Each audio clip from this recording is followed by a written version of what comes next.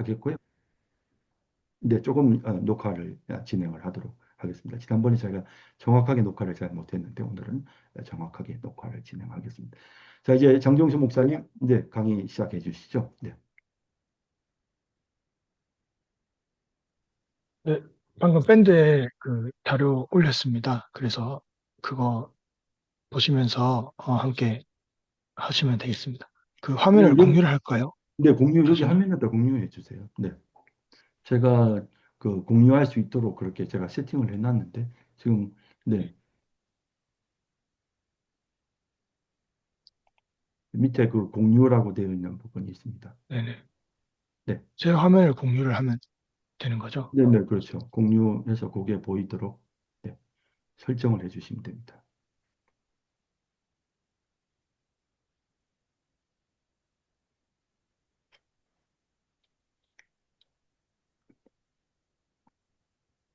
그리스도 중심적 설교를 여러분들이 네, 공유가 됐네요. 그러면 네, 그대로 이제 강의 시작하시면 되겠습니다. 네. 네, 우선은 제가 지금 준비가 좀 미흡했던 게 있어서 제가 지금 그 아내가 출산을 해가지고요. 아유, 네, 조금 이제 네, 축하드립니다. 준비가 좀 네, 정말 먼저 정신이 축하할 일입니다. 없어가지고 네, 네, 네, 아유, 아빠가 되셨네요. 네. 지금 네. 둘째입니까, 이 아이가? 첫째 태어났습니다. 아이고, 이제 네, 첫째면 너무너무 축하할 일입니다. 네, 네. 오늘 감사합니다. 강의도 아마 잘하실 것 같습니다.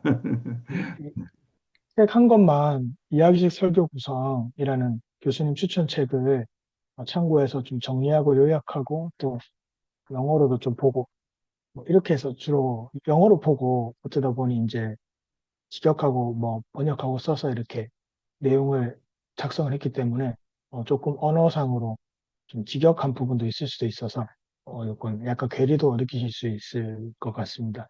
일단은 시작하겠습니다. 먼저 유진 로우리는 이제 설교에 대해서 설교란 어떤 것인가에 대해서 얘기를 하면서 시작을 하는데요. 일단 핵심 문장이나 생각돼서 설교하는 것은 이야기하는 것이다라고 강조하고 있습니다. 설교란 이야기식 형태이다라고 얘기하고 있고요. 그래서 유진 로우리는 전통적인 인위적 설교 규범과 교리 강연식 설교에서 벗어나서 설교를 이야기로 받아들이고 청중이 복음의 진리를 경험하고 체험하는 살아있는 사건으로 이해해야 한다고 주장합니다. 그래서 설교하는 그 순간이 살아있게 또 중요한 순간이다. 이런 식으로 얘기를 하고 있습니다. 그래서 그는 설교를 무생물적인 부품을 조립하고 건축하는 구성, 억지로 구조화하는 그런 것이 아니라 뭐 약간 3대지 이런 것도 여기 포함된다고 볼 수 있는데요. 그런 것이 아니라 생명체가 스스로 발전해 나가는 전개의 관점에서 바라봅니다. 그는 이야기가 가진 힘 자체가 청중이 다음에는 무슨 일이 일어날까라는 긴장을 경험하게 하며 몰입하게 하고 사로잡는다고 이해합니다. 그래서 이야기가 가진 힘 자체를 어, 강조하고 있고요. 이러한 몰입이 가능할 때 설교는 단순한 정보 전달이 아니라 체험적 사건이 된다고 합니다.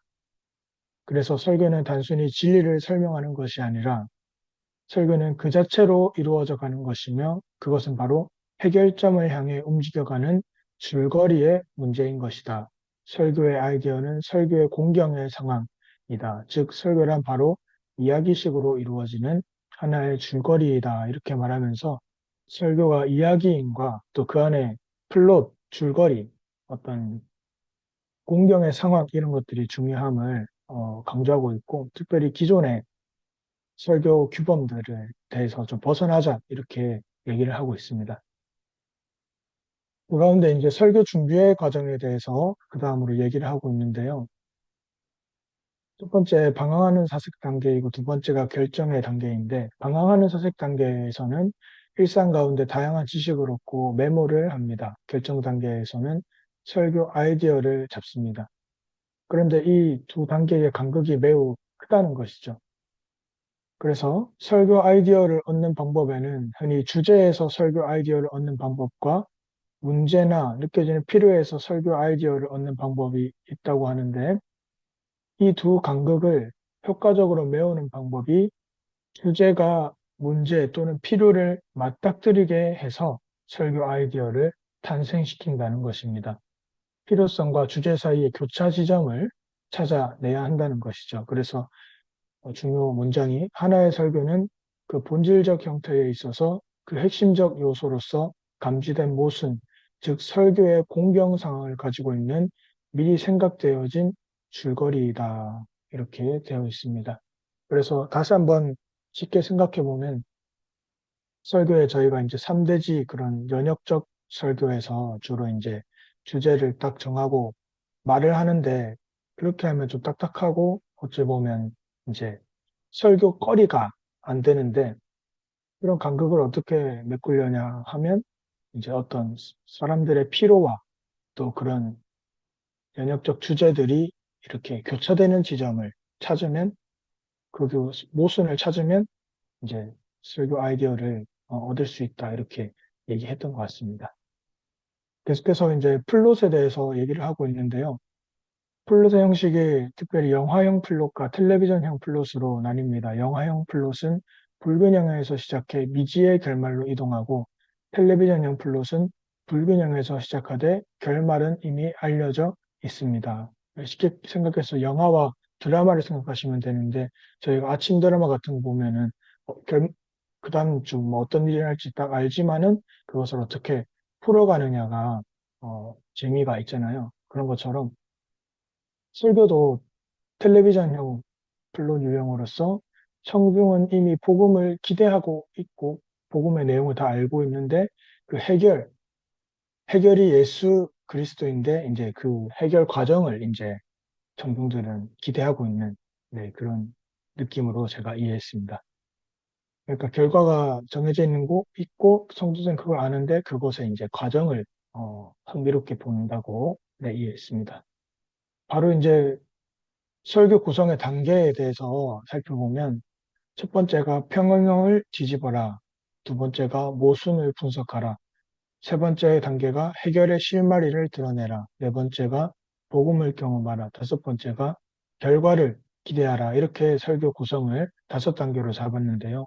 이후에 저도 자세히 살펴보지 못했지만 유진 로우리가 조금 더 압축해서 뭐 네 단계로 만들기도 하고 단어를 많이 바꾼다고도 하는데 일단 기본적으로 처음에 그가 이제 주장했던 단계는 이 다섯 가지입니다. 그래서 옆에 읍스, 우, 아하, 휘, 예는 이제 저희한테 사실 익숙하지 않지만 외국인들이 좀 감탄사를 이렇게 나타낸 건데 그거를 통해서 좀 더 이해하기 쉽게 전달을 하려고 했던 것 같습니다.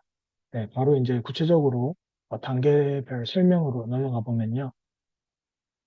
첫 번째 평형을 뒤집어라 단계는 일단은 청중들이 다양한 기분과 준비 상태로 설교를 들으러 모이기 때문에 어떤 몰입시킬 필요가 있기 때문에 어떻게 준비되는 단계로 이해했습니다. 그래서 어떻게 표현을 뒤집는지 그 방법을 구분해 봤습니다.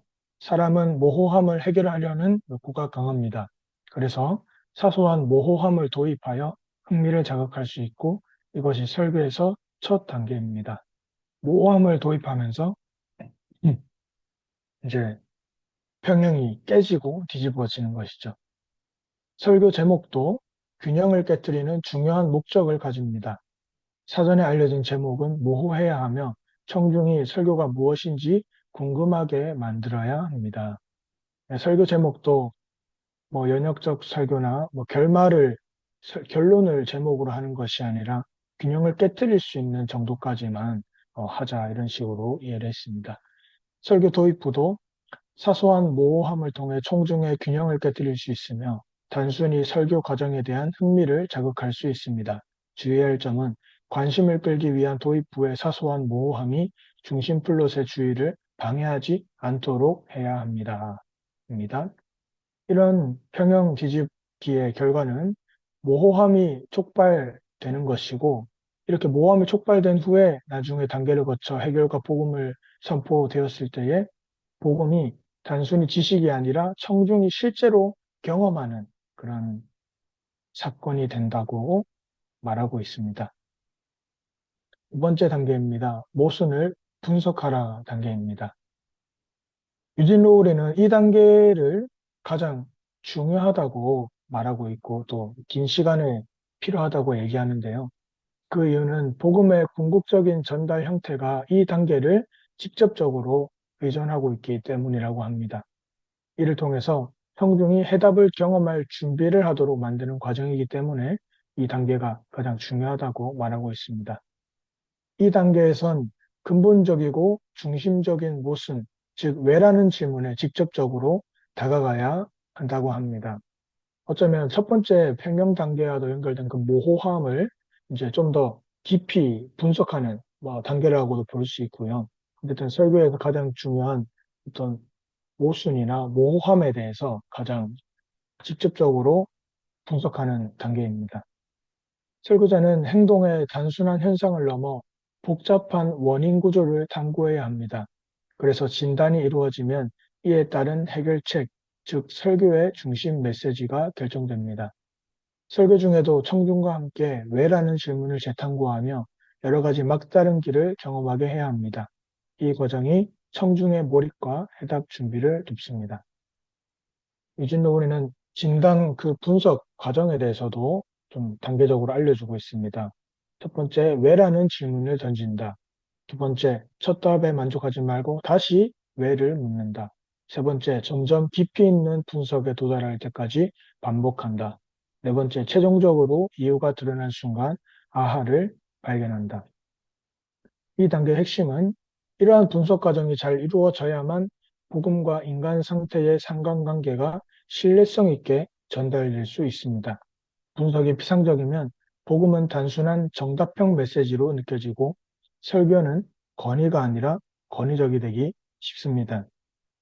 그래서 사실 저도 책을 읽었지만은 이 단계에서 과연 어느 수준까지 구체적으로 어떻게 이 모순을 발견해야 되는지에 대해서는 사실 제대로 이해하지 못했는데 어쨌든 현대적인 제가 받은 느낌은 현대적인 어떤 언어에다가 되게 저희가 성경을 볼 때 그냥 큐티할 때 한 번 보고 딱 알 수 있는 그런 내용이 아니라 좀 더 깊은 내용을 분석을 해내야 된다 이런 느낌을 받았습니다.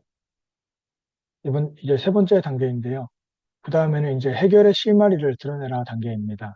목적은요, 설교 과정의 2단계까지는 점점 더 강하게 느껴지는 해결의 필요성을 향해 나아가며 결국 이 단서가 공개됩니다.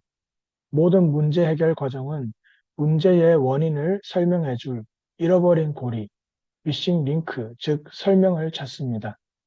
이 잃어버린 고리를 찾으면 그것이 문제에서 해결로 가려움에서 긁음으로 가는 다리가 된다고 합니다. 방법은요, 문제 해결 과정에서 여러 번 잘못된 답을 발견하고 버리다가 어느 순간 해결의 단서, 즉, 아하 순간이 나타나고 이 단서는 퍼즐의 전체 그림을 보여주는 결정적 조각입니다. 이 깨달음은 단순히 아는 것이 아니라 청중이 체험하는 것입니다. 설교에서 아하를 가능하게 하는 특이점은 역전의 원리입니다. 역전, 문제를 이야기하는 단서란 종종 예상치 못한 방향에서 오게 됩니다. 기존의 사고를 뒤집으며 사안을 전혀 다른 시각으로 보게 합니다.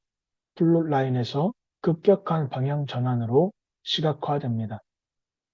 설교에서의 역전은 진단적 사고를 뒤집고 문제를 새롭게 인식하게 하는 깨달음으로 나타납니다. 해결은 상식의 가정을 역전시켜야만 합니다. 예수님의 비유에서도 상황은 청중이 예상했던 대로 전개되지 않고 역전이 포함됩니다. 복음과 세상지혜 사이에는 근본적인 불연속성이 있으며 이것 자체가 기저의 역전을 구성합니다. 이 단계의 결과는요, 이 과정을 통해 청중은 복음을 새롭게 체험하며 설교는 단순한 도덕적 충고를 넘어 진정한 변화를 이끌 수 있습니다.입니다. 이제 네 번째 단계입니다. 복음을 경험하라 단계인데 그 방법은 회담의 실마리가 드러나면 문제적 맥락은 복음을 경험할 수 있는 준비가 갖추어진 상태가 됩니다. 설교자들은 보통 빨리 연역적인 답을 주기를 원하지만 진단의 과정을 우회하기보다는 잘 거쳐서 실마리가 맥락을 준비시키면 말씀을 더욱 명확하고 구체적으로 들리게 됩니다. 복음이 마치 자석에 끌리듯 설교 속에 자리를 잡게 됩니다. 타이밍도 중요합니다. 설교 초반에 좋은 소식을 바로 선포하는 것은 설교학적으로 치명적입니다. 회중은 먼저 그 탐구가 철저히 허망함을 미학적으로 경험해야 합니다. 그래야 그 허망함을 풀어내는 좋은 소식이 효과적으로 다가옵니다. 복음의 실제 내용은 반드시 그에 앞선 진단과 일치해야 한다고 합니다. 이제 마지막 다섯 번째 단계입니다. 결과를 기대하라. 이 시점에서 설교는 이미 문제의 불일치가 분석되었고 해결의 실마리가 드러나며 성중은 복음을 경험했습니다. 이제 설교 플롯에서의 긴장과 모호성은 풀리기 시작합니다. 남은 핵심 과제는 미래와 관련된 것입니다. 복음으로 인해 새로워질 미래, 즉 마무리를 짓는 단계입니다. 이 단계에서 설교자와 청중은 복음으로 인해 달라진 삶을 반영하며 새로운 가능성을 탐색합니다. 이 단계의 특징을 조금 자세하게 보면요. 전통적 설교와 서서적 설교의 차이를 봐야 하는데, 전통적 설교는 보통 시작에서 문제 해결책을 발표를 하죠. 대지 설교처럼. 또한 그 다음에 본문과 현대 상황을 교차시켜서 일대지 다음에 뭐 적용 이렇게 해결책이 들어가고요. 마지막에 호소와 헌신 요구 이런 그런 부분이 절정을 가지게 되는데요. 서서적 설교, 저희가 지금 보고 있는 이런 내러티브 구조의 설교는 앞서 본 문제를 뒤집고 새로운 시각에서 보여주는 해결 단계가 절정입니다. 어쩌면 2단계까지 포함해서 그 부분들이 오히려 절정이고 마지막 호소 이 다섯 번째 단계는 그저 결과를 기대하는 것에 불과하다는 것이죠. 그래서 인간의 이후의 반응들은 그 두 번째부터 네 번째 단계의 경험 이후에 자연스럽게 따라오는 결과라는 것이죠. 중심은 항상 하나님의 결정적 활동이라는 것이고요. 그래서 전통적인 설교와 비교했을 때 서사적 설교는 청중의 선택이나 결정을 설교의 중심으로 두지 않습니다. 자유와 선택은 복음으로 생성된 결과일 뿐 설교자가 조작할 수 있는 내적 능력이 아니다라고 말합니다. 설교에서 미래를 예상하는 단계는 복음 경험에 의해 오는 결과와 가능성을 보여주는 것이고 인간의 행동을 조종하는 것이 아니라 복음이 삶을 새롭게 할 수 있음을 드러내는 단계입니다. 그래서 여기까지 보면은 이제 이 마지막 다섯 번째 단계에서 어떤 적용점을 강력하게 호소하고 강요하다기보다는 그저 있을 수 있는 결과들을 나열하고 있을 수 있는 그런 기대들을 나열하고 비교적 자유롭게 또는 가볍게 이렇게 진행되는 것을 볼 수 있습니다. 오히려 이제 두 번째, 세 번째, 네 번째 그 단계에서 그 임팩트를 좀 더 강조하고 있는 부분인 것 같습니다. 계속해서 루인이라는 사람의 변화이론을 적용해서 설명하는데요. 복음은 우리 삶의 뒤에서 밀어넣어 선하게 만드는 방식이 아니라 악의 필연성에서 해방시키는 것입니다. 설교에서 핵심은 죄책감 강요가 아니라 하나님이 이미 행하신 일을 선포하는 데 있습니다. 복음을 경험한 후에 설교자는 이렇게 묻습니다. 그럼 이제 무엇을 말할 수 있을까? 그래서 이 변화 이론 압력과 간극 감소시키기에 대해서 쉽게 잠깐만 설명을 드리면 이제 저도 제대로 이해한 건 아니겠지만은 어떤 도착점이 멀면은 거기까지 이제 가는 힘이 많이 들어가는데 오히려 이제 두 번째, 세 번째, 네 번째 단계를 통해서 이제 애초에 도착점이 뭐 그 땡겨지면 간극을 감소시키면 이제 오히려 적은 힘만 들이고도 이제 이렇게 뭐 임팩트가 있을 수 있다. 이런 식으로 저는 이해했습니다. 계속해서 읽겠습니다. 이 단계에서 이루어지는 어떤 요청이든 이는 복음으로 인해 새로 창조된 상황과 선택의 자유를 전제로 합니다. 인간의 자유는 선포된 예수 그리스도의 복음에 의해 생성되는 선택의 능력입니다. 설교의 이 마지막 단계는 이제 예상될 수 있는 가능한 결과를 분명히 표현합니다. 그래서 그냥 다섯 번째 단계에서는 가능한 결과를 표현해주는 정도이고, 나머지는 이제 비교적 청중들이 그 복음을 경험했으니까 이제 자유롭게 좀 선택을 이렇게 전제로 하고 있는 그런 부분으로 보입니다. 여기까지가 일단 가장 중요한 핵심 내용이고요. 기타로 이제 유진로우리가 구체적인 사항들에 대해서는 뭐 적게 적었는데요. 다섯 가지 과정 외에 설계 형식에 어떤 변형을 사용하는 것이 가능하다고 합니다. 그러니까 이 다섯 단계를 굳이 고집할 필요는 없는데, 그래도 유진로우리가 강조하는 것은 모호성, 어떤 가려운 부분, 그러니까 균형을 깨뜨리는 부분, 모순, 이런 부분은 정말 필수적이라는 것이죠. 뭐 쉽게 생각하면 갈등 이런 게 필수적이라는 것입니다. 그래서 왜냐하면 사람들은 이유 없이 듣지 않기 때문에 설교에서 모든 이유는 어떤 형태의 해결을 요구하는 불일치와 연결되어 있다는 것이죠. 그리고 설교를 준비할 때 가장 핵심은 문제와 해결의 교차점을 찾는 것이라는 것. 첫 과제는 문제 쪽에서 시작할지 해결 쪽에서 시작할지 정하고 반대 방향으로 탐색하며 긴장을 발견하는 것이라고 합니다. 그리고 이제 성경 이야기 설교, 그냥 성경에서 그 자체로 이야기인 설교 같은 경우에 대해서도 언급을 하는데요. 이런 설교는 주제 설교나 교리 설교와 달리 이미 이야기 구조를 가지고 있어서 큰 변형이 필요 없다고 합니다. 다만 이야기 속에 모호성을 풀어내는 작업이 필요하다고 합니다. 여기까지의 내용 중에서 이제 특별히 이 두 번째 단계부터 시작해서 얼마나 심화되어서 이 모순을 분석할 것인가, 그리고 이제 그 해결의 실마리를 찾는 부분에서 어떻게 이제 구체적으로 찾아야 할 것인가, 역전적인 요소를 넣는다든지 이런 부분들이 사실 저도 온전히 이해하기는 어려웠는데 일단은 제가 이해한 것은 여기까지이고, 네, 이것을 발표를 마치겠습니다. 네. 네, 우리 장종수 목사님, 네, 아주 잘 발표해 주셨죠. 네, 유진 롤리가 말하는 구체적인 어떤 그 설교의 어떤 그런 기본적인 구조에 대해서, 그래서 그 다섯 단계를 아주 세밀하게 잘 설명을 해 주신 것 같아요. 혹시 이제 여러분, 이제 뭐 이번 수업에 제가 이제 계속 강의를 하겠지만, 혹시 여러분들이 지금 이제 이야기를 좀 얼핏 들으면서 우리 장 목사님이, 장종수 목사님이 강의해 주신 내용에 대해서 혹시 여러분 뭐 좀 잘 이해 안 되거나 질문하고 싶은 그런 건 혹시 없어요?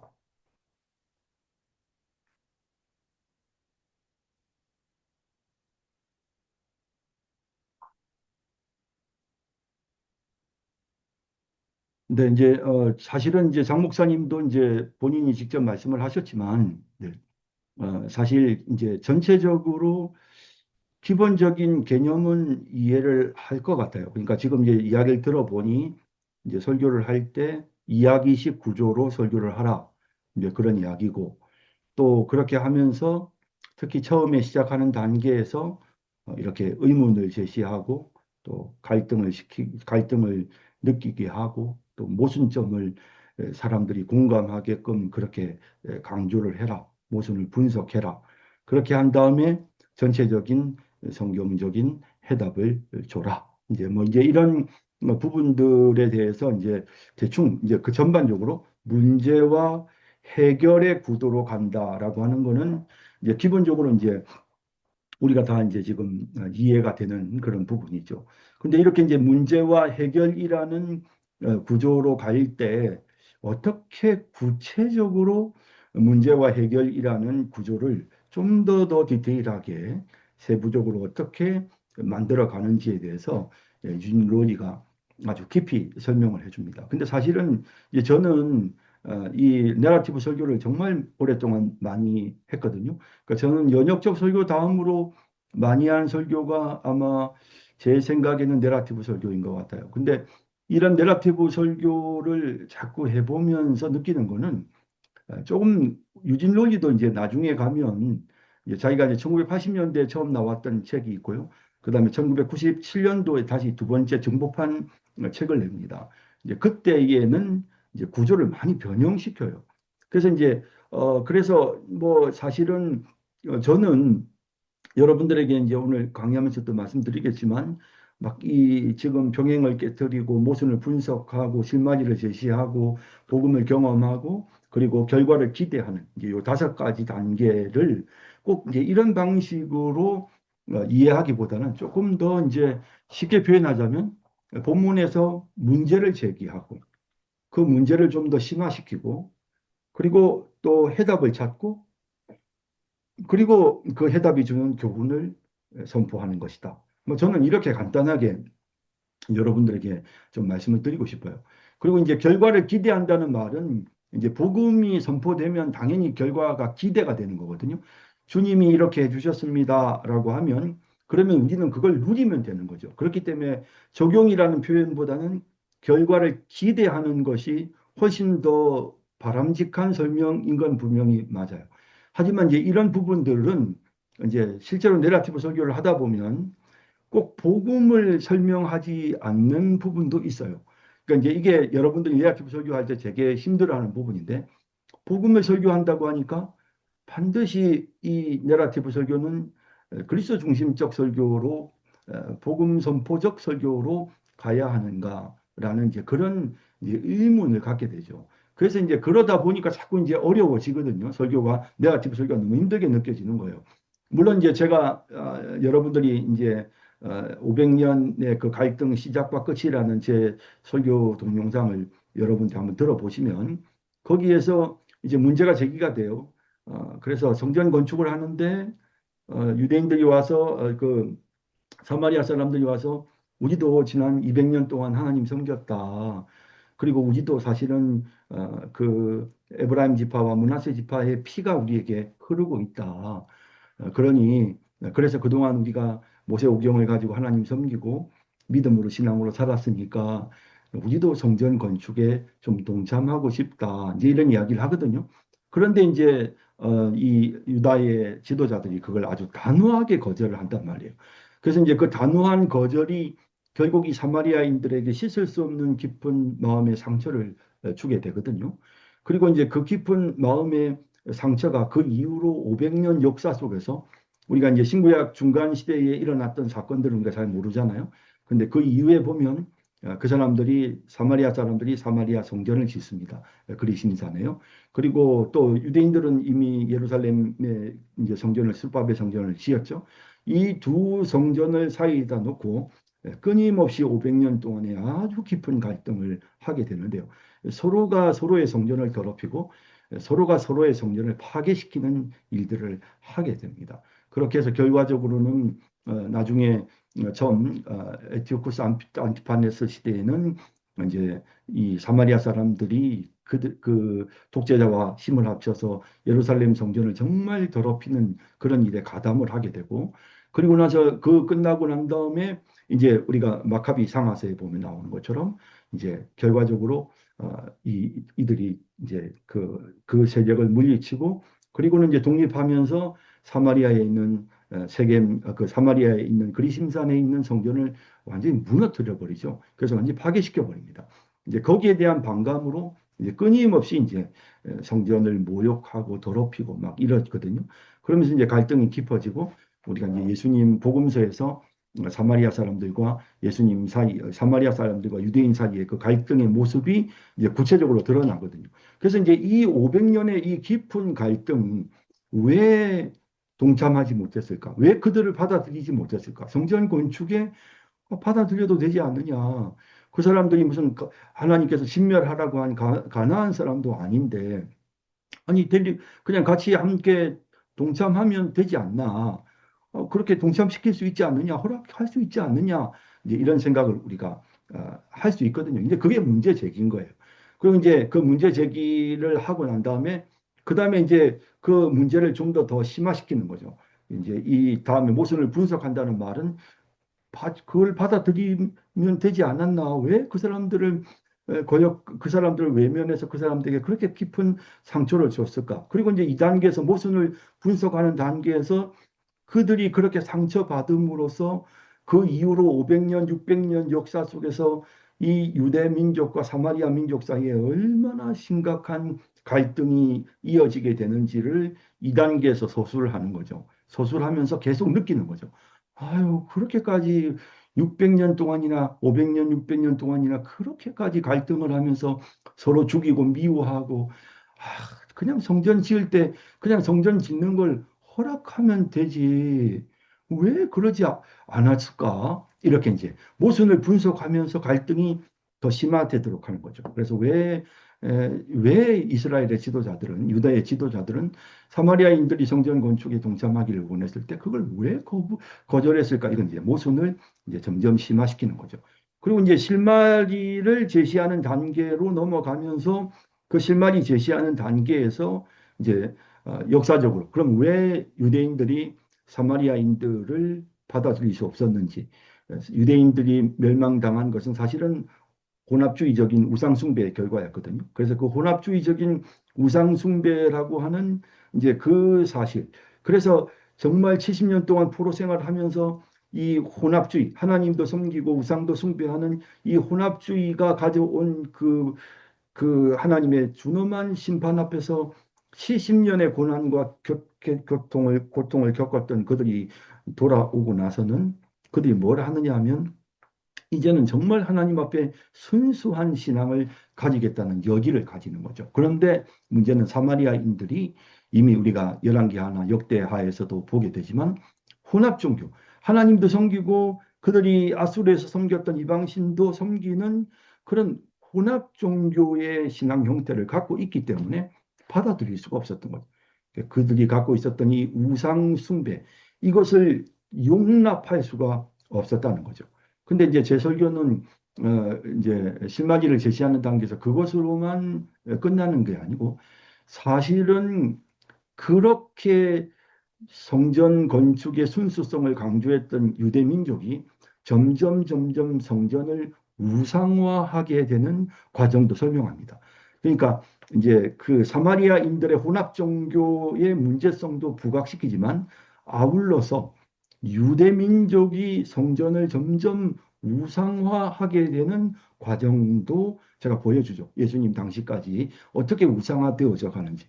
결국 이 두 민족이 서로 하나로 통합되지 못하는 것은 단지 이 사마리아 사람들만이 갖고 있었던 이 우상의 문제, 이 사람들이 갖고 있었던 혼합 종교의 문제뿐만 아니라 이 유대인들이 갖고 있었던 바로 이 성전 숭배하는 이와 같은 타락한 모습. 그리고 성전 건축이 사실은 사마리아인의 반대로 중단되는 것처럼 그렇게 나오지만 학개와 에스라서를 보면 성전 건축이 중단된 것은 사마리아인들 때문이 아니라 그들의 세속주의 때문이었거든요. 유대인들이 하나님보다 자기의 칩에 더 빠르고 자기 세상의 만족을 더 추구한단 말이죠. 자, 이런 식으로 제가 신마리를 제시하는 단계에서 사마리아인을 왜 유대인들이 거부할 수 밖에 없었는지도 설명하지만 사실 성전 건축이 되어지지 않았던 이유는 사마리아인들 때문이 아니라 그들이 세상을 숭배하는 세속주의, 그들 또한 하나님도 섬겼지만 세상도 섬기는 우상 숭배 죄악에 빠졌다는 거죠. 그것이 결국 두 민족 사이의 깊은 갈등으로 이어지게 되고 그리고 이런 세속주의는 세월이 지나면서 성전이 세워지고 난 이후로부터는 성전을 숭배하는 모습으로 나아가게 되죠. 그러면서 성전을 자랑스럽게 생각하고 성전을 최고로 생각하는 유대인들의 그런 우상 숭배의 죄악을 지적을 하면서 결국 이 두 민족 사이의 갈등은 그들이 결국에는 우상을 숭배했기 때문에 그래서 둘은 600년 동안 그렇게 싸우고 싸울 수밖에 없었다라고 그렇게 이제 제가 이제 그 아하 포인트 실마리를 제시해 주는 겁니다. 그럼 이제 아하 포인트에서 실마리가 제시가 되면 그런데 여기서 이제 끝나는 게 아니고 제가 이제 저는 그 다음에 복음을 경험하는 단계로 넘어가죠. 그런데 예수님이 한 사마리아 여인을 만나셨을 때 사마리아 여인은 왜 느닷없이 예수님께 왜 우리는 성전을 그리심산에 있다고 했는데 근데 왜 당신들은 성전이 예루살렘에 있다고 합니까? 이 여인이 이런 질문을 할 수밖에 없었던 것은 모세 오경에 보면 시온산이나 예루살렘의 산에 대한 언급은 없지만 그리심산을 축복의 산으로 언급하는 내용은 계속 기록되어 있거든요. 그래서 이 사마리아 사람들은 그리심산이 바로 하나님이 자기 이름을 두시려고 정하셨던 곳이다라고 생각하는 거예요. 그래서 이제 그 그리심산 이야기를 그 여인이 끄집어내면서 우리는 그리심산에 성전을 세워야 된다 하는데 왜 당신들은 예루살렘의 성전을 예루살렘에 왜 세우려고 합니까? 라는 이제 질문을 하죠. 그런데 그 질문을 왜 했을까요? 그거는 마치 우리가 일본 사람들과 더불어 독도가 일본 땅이냐 한국 땅이냐를 놓고 싸우는 것처럼 오랫동안 해묵은 그런 어떤 갈등이었던 거죠. 그러니까 이 여인에게 지금 예수님께서 여인에게 네 남편 데려오라고 하는데 이 여인이 느닷없이 당신이 내가 남편 없는 걸 어떻게 네 남편이 다섯이나 있고 뭐 이거 내가 보니 당신은 선지자네요. 그러자마자 이 여인에게서 나온 첫 번째 질문. 왜 당신들은 성전이 예루살렘에 세워져야 된다고 합니까? 우리는 그리심산에 세워야 된다고 생각했는데요. 라는 말을 하잖아요. 그때 그 질문을 왜 그 여인이 했을까? 그 여인도 사마리아 여자였기 때문이에요. 우리는 일본 사람들 만나면 독도가 당신 땅이야, 우리 땅이지. 라는 말을 하고 싶거든요. 그 여인도 마찬가지였던 거죠. 이 해묵은 600년의 갈등이 이 여인으로 하여금 그와 같은 질문을 예수님께 하게 했어요. 근데 예수님은 이제 너희가 예루살렘에서도 말고 이제 사마리아에서도 말고 하나님께서 너희들이 예배 드릴 수 있도록 하나님께서 너희들에게 예배할 때가 왔다.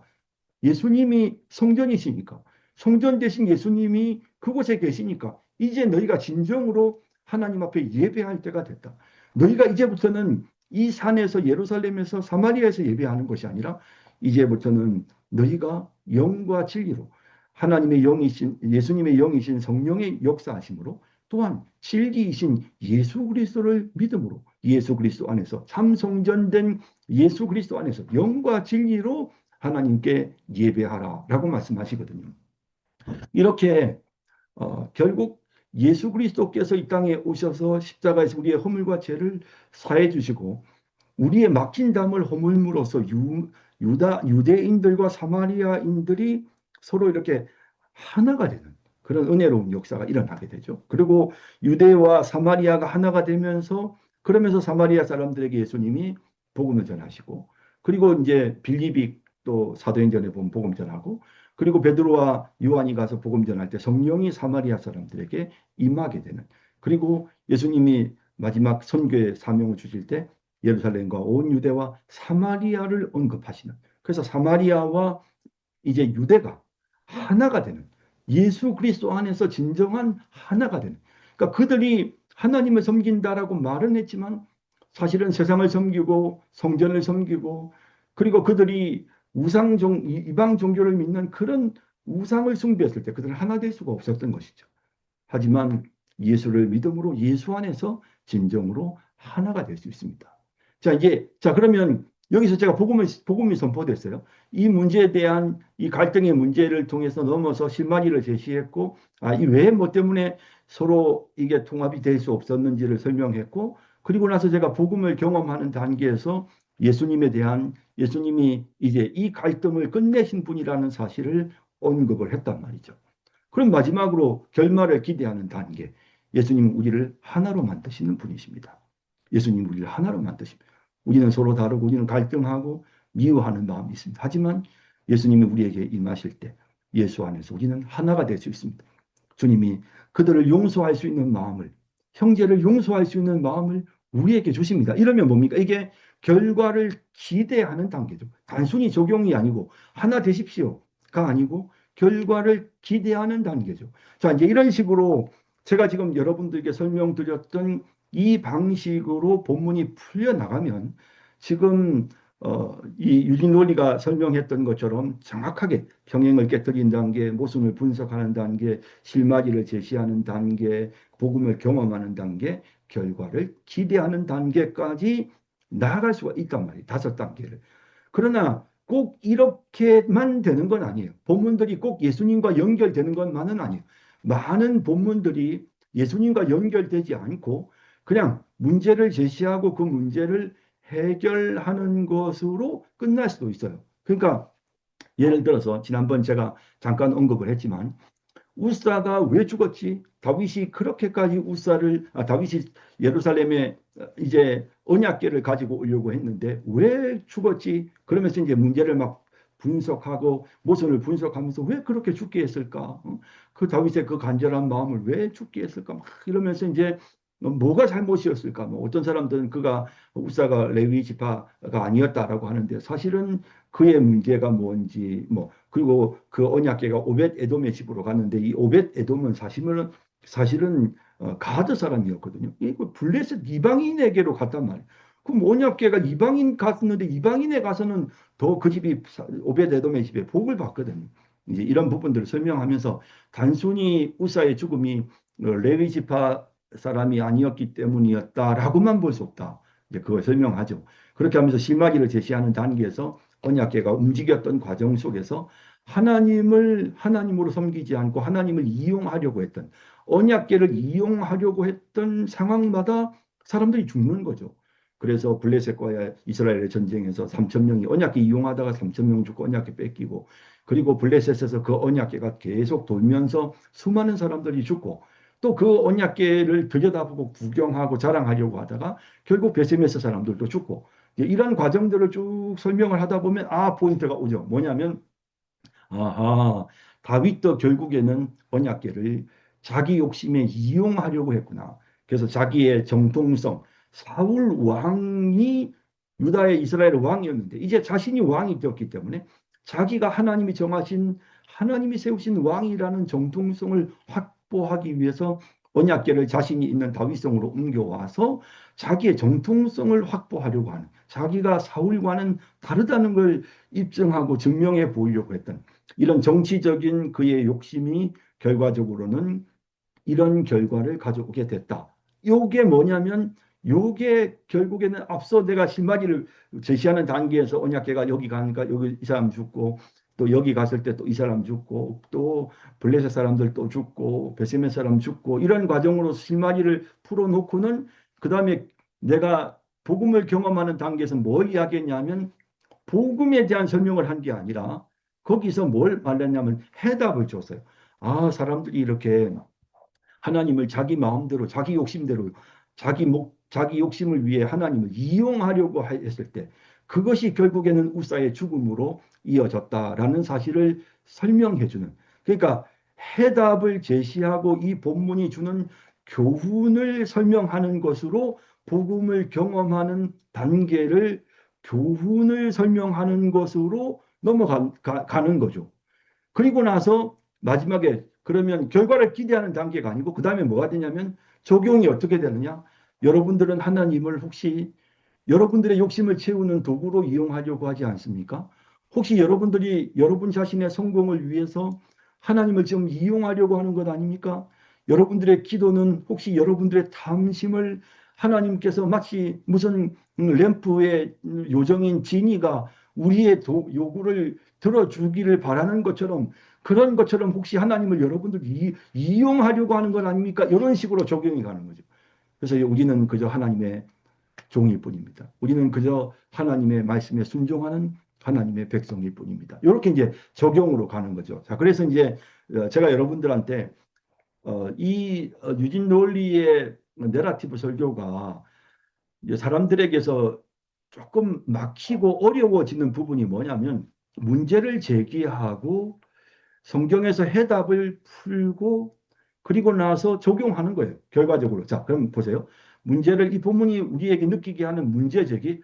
왜 유대인들은 사마리아인들이 그렇게 와서 공손하게 성전 건축하는 거 좀 돕겠다고 같이 좀 하자고 했는데 왜 그걸 거절했지? 문제 제기죠.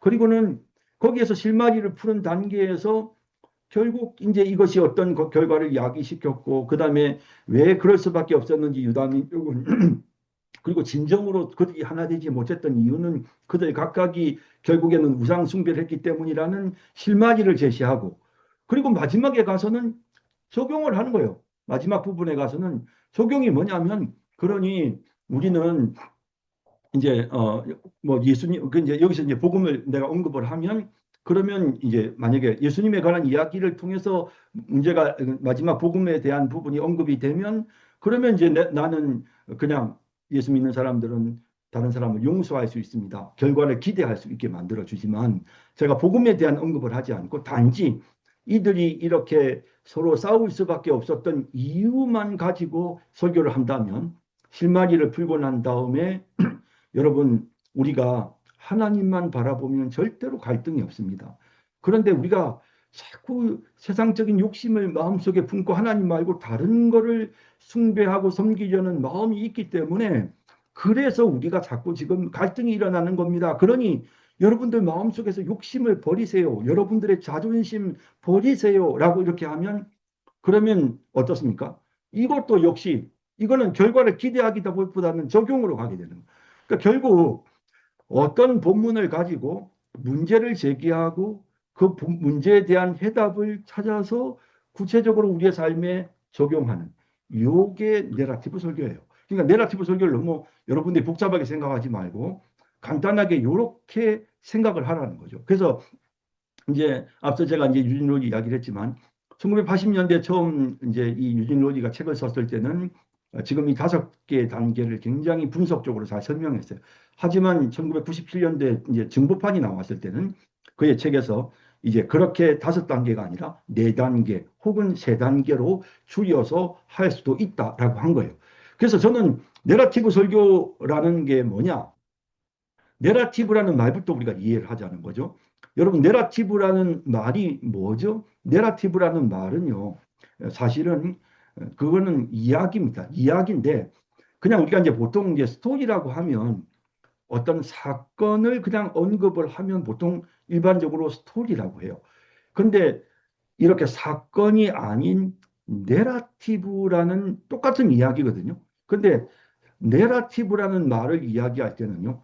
그 내러티브라는 이야기는 스토리와는 달리 이 내러티브는 기승전결이 있어요. 그러면 이제 이 기승전결이 뭐냐면 갈등이라는 어떤 요소가 가미가 되는 거예요. 그 이야기 속에서 갈등이라는 요소가 가미가 되는 거죠. 그러니까 예를 들어 토끼와 거북이가 달리기를 해서 결국에 거북이가 승리했습니다. 요거는 스토리예요. 그런데 내러티브는 뭐냐면 토끼와 거북이가 달리기를 했는데 잘 뛰는 토끼는 결승점 앞에 와서 가만히 보니 거북이가 느릿느릿하게 오는데 자기하고는 경쟁 상대가 안 돼. 그래서 그냥 잠이 들었어요. 그냥 아이고 난 자도 되겠다 해서 잠이 들었는데 거북이는 끈질기게 와서 마침내 토끼를 이기고 거북이가 이겼어요. 요러면 요건 내러티브가 되는 겁니다. 그러니까 어떤 하나의 스토리가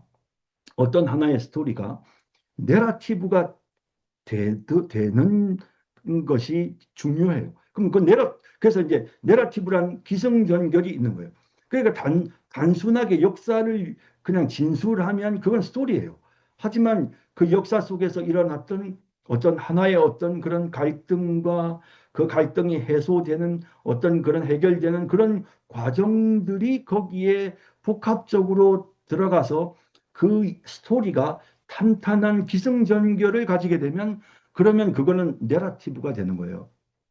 그래서 이제 우리가 이제 내러티브 설교라고 하는 건 뭐냐면 자 우리가 이제 성경에서 내러티브 본문이 있어요. 그러면 내러티브 본문이 뭡니까? 그거는 이제 창세기가 내러티브 본문이죠. 그러니까 본문 자체가 이야기식으로 쓰여져 있어요. 그러면 이거는 내러티브 본문. 또 예수님께서 물론 교훈으로 설교하셨던 부분이 있지만 사복음서에 나오는 예수님이 어떻게 하셨다 이거는 내러티브 본문이라고 우리가 표현을 해요. 그러면 이런 내러티브 본문을 가지고 우리가 설교를 하는 것과 내러티브 설교를 하는 것은 달라요. 자, 그러니까 내러티브 본문을 가지고 설교하는 것은 내러티브인 성경 속의 역사 이야기를 가지고 우리가 설교하는 거예요. 그러면 역사 속에 있는 이야기를 가지고도요, 얼마든지 우리는 뭐 예를 들어서 연역적 설교도 가능하고요. 뭐 다윗이 골리앗을 물리쳤다. 다윗이 골리앗을 이긴 것처럼 우리도 승리해야 된다. 승리하기 위해서 우리에게 필요한 것은 첫째, 뭐 다윗이 가졌던 용맹, 둘째 다윗이 가졌던 뭐 믿음, 뭐 이제 이런 다윗이 준비한 무기, 뭐 이제 이런 식으로 연역적으로도 설교할 수 있잖아요. 그러니까 내러티브 본문도 연역적 설교를 할 수가 있어요. 그런데 지금 제가 말하는 내러티브 설교는 내러티브 본문이든 혹은 여러분들이 잘 알고 있는 그런 어떤 그 서신서라든지 혹은 또 여러분 뭐 또 이제 우리가 선지서 같은 이런 본문들을 가지고도 우리가 내러티브 본문을 만들 수 있어요. 그러니까 이 본문에서 언급하고 있는 그 내용을 가지고 그냥 단순하게 그걸 해석해서 설교하는 것이 아니라 연역적으로 강의해서 설교하는 것이 아니라 그 본문의 문제를 제기하고 이 본문이 왜 이렇죠? 이게 정말 맞습니까?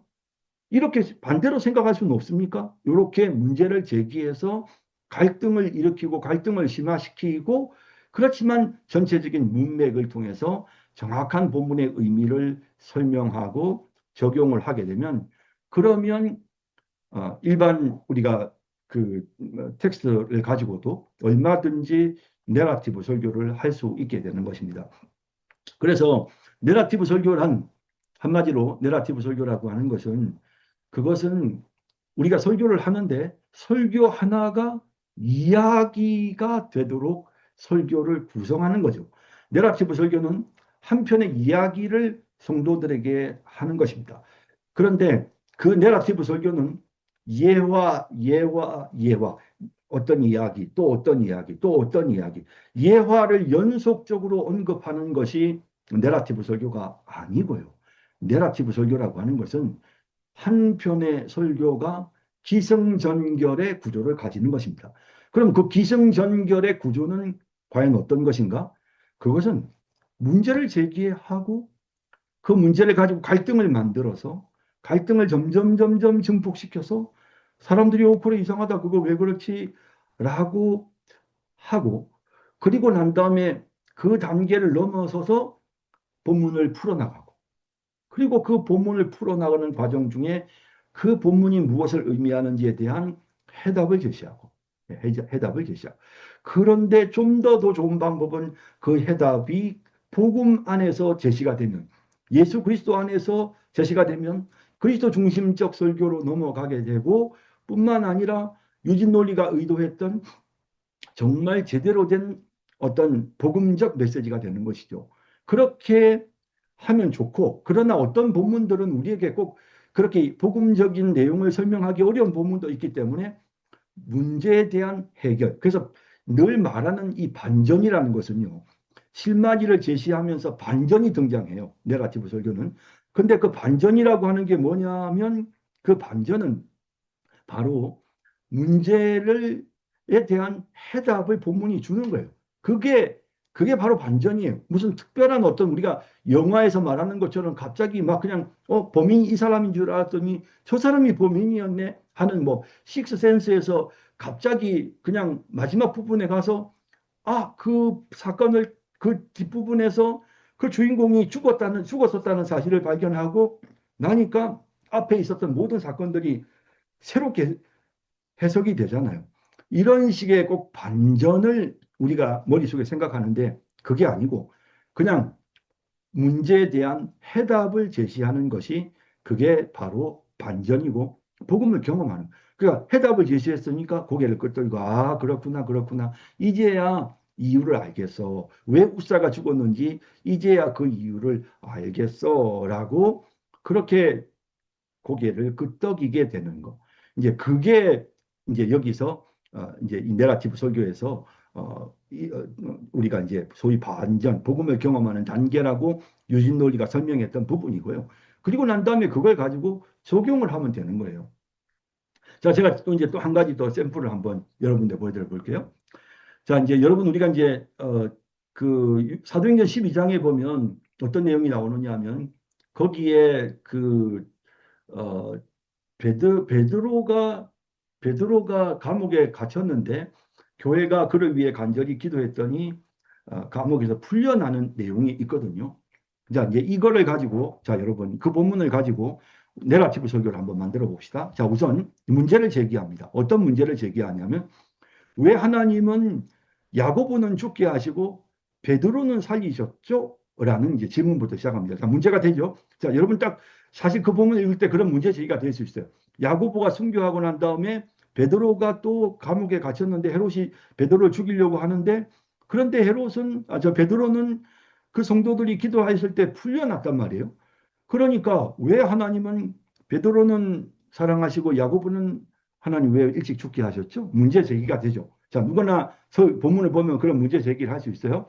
자, 그 다음에 이제 여기에서 문제만 제기하는 것이 아니고 거기에서 좀 더 나아가서 갈등을 증폭시켜야 돼요. 갈등을 증폭시켜야 돼요. 갈등을 증폭시키기 위해서 제가 어떤 예를 들었느냐 하면 이런 예를 들었어요. 인도네시아에 지진이 일어났어요. 근데 이제 인도네시아에 지진이 일어났는데 그때 그 기장 한 사람이 있었는데 실제로 있었던 일입니다.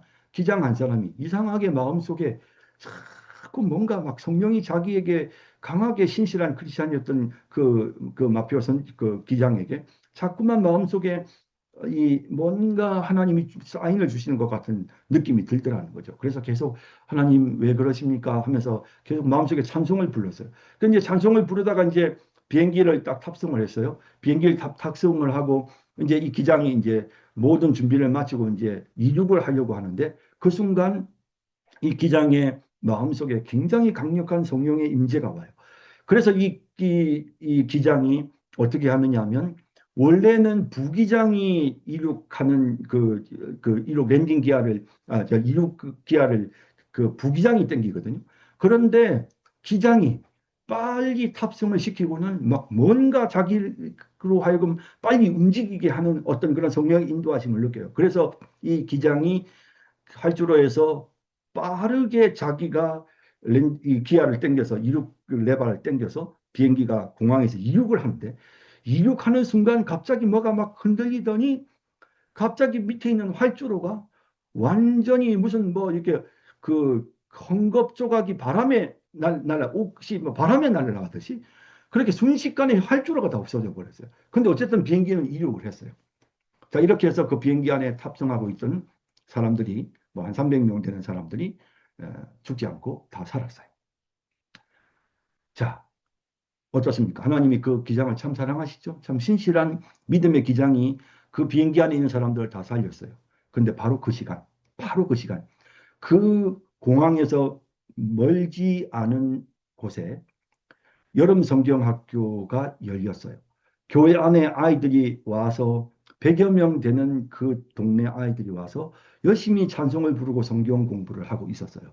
그런데 바로 그 마표 기장이 비행기를 떠서 이륙하는 그 순간 갑자기 지진이 일어나면서 그대로 진흙더미 속으로 들어가서 그 안에 하나님 앞에 예배를 드리고 있었던 90명 넘는 주일학교 아이들이 그 자리에서 바로 즉사합니다. 하나님은 왜 그 기장은 사랑하시고 왜 이 주일학교 어린 아이들은 하나님 왜 사랑하지 않으십니까? 자, 이렇게 이야기를 하면 어떻습니까? 그러면 이제 성경 이야기만 가지고 말하지 않았지만 제가 드는 이 예화가 굉장히 사람들로 하여금 마음에 어떤 모순이 막 이렇게 그 분석이 모순이 왜 야고보는 죽이시고 하나님 왜 베드로만 살리셨어요? 너무 억울해요. 내 주변에 너무 소중한 믿음의 신실한 사람들을 하나님 왜 데리고 가시죠? 이해가 안 돼요. 야고보가 뭐 부족해서 베드로가 뭘 잘했다고 하나님께서 베드로만 살리시는 거죠? 이렇게 의문을 제기를 하면서 갈등을 증폭시키는 거죠. 그러면 청중들이 그 갈등 속으로 들어옵니다. 그러면서 그래 정말 이상하다 하나님은 왜 그렇지? 라는 문제의식을 느끼게 하는 거죠. 이때 이 두 번째 단계의 갈등을 확 증폭시키는 이 단계가 유진 로리는 가장 중요하다고 해요. 왜냐하면 성도들이 정말 설교에 완전 몰입하게 하고 말씀을 듣고 싶은 열의를 갖게끔 만든다는 거죠. 그래서 이제 그렇게 하면서 그러면서 이제 이 사람들로 하여금 막 의문을 갖게 만들고 그리고 난 다음에 이제 그 다음에 실마리를 제시하는 단계로 넘어가는 거예요. 그럼 이제 이 실마리로 제시하는 단계로 넘어갈 때 그때 이제 성경을 풀어서 이제 제가 이제 설명을 하기를 시작합니다. 그러면서 이제 사실은 초대교회 성도들이 베드로를 위해 기도했던 이유는 그것은 사실 베드로가 헤롯의 손에 죽지 않도록 기도했던 게 아니었다. 제가 여러 가지 정황을 가지고 설명합니다. 그리고 사실은 베드로가 한 번 예수님을 부인한 적이 있었기 때문에 그가 예수님을 부인하지 않고 그 고난을 이겨내도록 기도했던 것이다. 초대교회 성도들에게 있어서 죽음은 하나도 두려움이 아니었고 죽음을 막아달라고 기도하지 않았다. 초대교회는. 그래서 영광스러운 순교를 위해서 기도했던 사람들이었다. 그 사람들. 사실. 그랬기 때문에 베드로가 밖에서 문을 두드렸을 때 이 여자아이가 와서 베드로가 왔어요. 라고 하는 말을 할 때 그 기도하던 자들이 아니 그러면 헤롯에게 그냥 항복하고 예수님 부인해가지고 지금 풀려났다는 말인가? 라고 하면서 그 로데를 보고 네가 미쳤다. 아니야, 베드로 일 리가 없어. 베드로는 순교할 사람인데 지금 여기 올 리가 없잖아. 라고 이야기를 하거든요. 아니 진짜 베드로라니까요. 막 이야기를 하니까 그제서야 그러면 그의 천사겠지. 이제 그가 죽었으니까 그 죽음을 알리기 위해 천사가 왔나 보다. 이렇게 그들이 해석을 한 거죠. 왜냐하면 베드로가 살아나도록 기도하지 않았기 때문인 거죠. 베드로 역시도 이쯤 되면 오늘 주님이 나 살려주시겠지. 주님 저를 좀 살려주세요 했다면 그는 깊은 잠에 빠졌을 거예요. 하지만 베드로는 깊은 밤에 빠지지 않았어요. 살려달라고 해서 막 기도하면서 그랬을 거예요. 그런데 베드로 깊이 잠들었어요. 이제 내가 모든 걸 내려놓고 이제 주님께로 갑니다. 그래서 얼마나 깊이 잠이 드는지 천사가 와서 바로 차도 그제서야 잠이 깰 정도로 그제서야 눈이 뜰 정도로 그리고 정말 완전히 거리 바깥으로 와서야 그제서야 자기가 풀려난 걸 인식할 정도로 깊은 잠에 빠져 있었어요. 그건 뭘 말하냐면 그는 이제 모든 걸 다 내려놓고 주님 앞에 갈 생각을 하고 있었던 거죠. 그는 두려움이 없었어요. 죽음에 대한 두려움이 없었던 거죠. 그런데 풀려났어요. 그 왜 풀려났을까? 풀려난 것은 그에게 해야 될 일이 있었기 때문이죠. 그 성경에 보면 바로 베드로가 그 즉시 예루살렘을 떠나서 어디론가 가요. 사도행전에 보면 왜 가느냐? 하나님이 주신 새로운 사명을 완수하기 위해서 가는 거거든요. 그러니까 하나님이 베드로를 사랑해서 그를 살리시고 베드로를 위한 기도만 들어주셨는가? 아니에요. 그러면 야고보를 위해서는 그 초대교회 성도들이 기도 안 했느냐? 아니에요. 기도했어요. 그러나 그 기도는 영광스러운 순교를 위한 기도였던 거죠. 야고보는 순교했어요. 베드로는 순교하지 않아. 그럼 베드로는 왜 그러면 바로 사명 수행을 하지 않고 왜 그 기도하는 사람들에게 왔을까? 자기가 예수님 배신해가지고 살아남은 게 아니고 하나님이 나를 이렇게 살려주셨던 것이다. 내게 사명이 살려주신 것임을 그 공동체에게 알리러 온 거죠. 그리고 나서 베드로는 이제 다시 복음을 전하기 위해 새로운 길을 가게 되는 것이죠. 자, 이제 이렇게 이제 설명을 하고 나서, 그 다음에 이제 그리고 나서 이제 저는 복음을 경험하는 단계. 이거는 뭡니까? 그러면 복음을 경험하는 단계는 이 본문이 주는 교훈이에요. 여러분, 우리가 살아있다는 것은 왜, 왜 우리가 살아있는 줄 아십니까? 우리가 살아있다는 것은 하나님 우리에게 주시는 사명이 있기 때문입니다. 사실 우리는 죽음이 더 큰 축복인데 하나님이 우리를 살아있게 하시는 것은 하나님이 우리에게 주시는 사명이 있기 때문입니다. 라고 이제 이렇게 이야기를 하는 거죠. 그렇게 사명이 있기 때문입니다. 라고 그렇게 이제 우리가 이야기를 하면서 그러면서 여러분 하나님 오늘 지금 여러분들을 살려두신 이유가 뭡니까? 오늘 연세 드신 분들이 많이 계신데 지금 여러분들이 살아있는 이유가 뭘까요? 사명이 있기 때문에. 여러분 사명은 무엇입니까? 이제 도전하는 거죠. 이제 이런 식으로 적용을 하면 복음을 경험하는 단계와 그 다음에 결과를 기대하는 단계가 교훈과 적용으로 마무리가 되죠. 그 내러티브 본문이라고 하는 게 꼭 반드시 예수님의 복음을 언급하는 건 아니라는 거예요.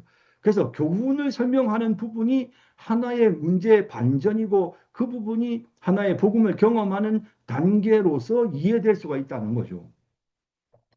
비슷한 이제 내용인데 히스기야가 하나님 앞에 기도했더니 하나님이 그의 생명을 15년이나 연장시켜 주셨어요.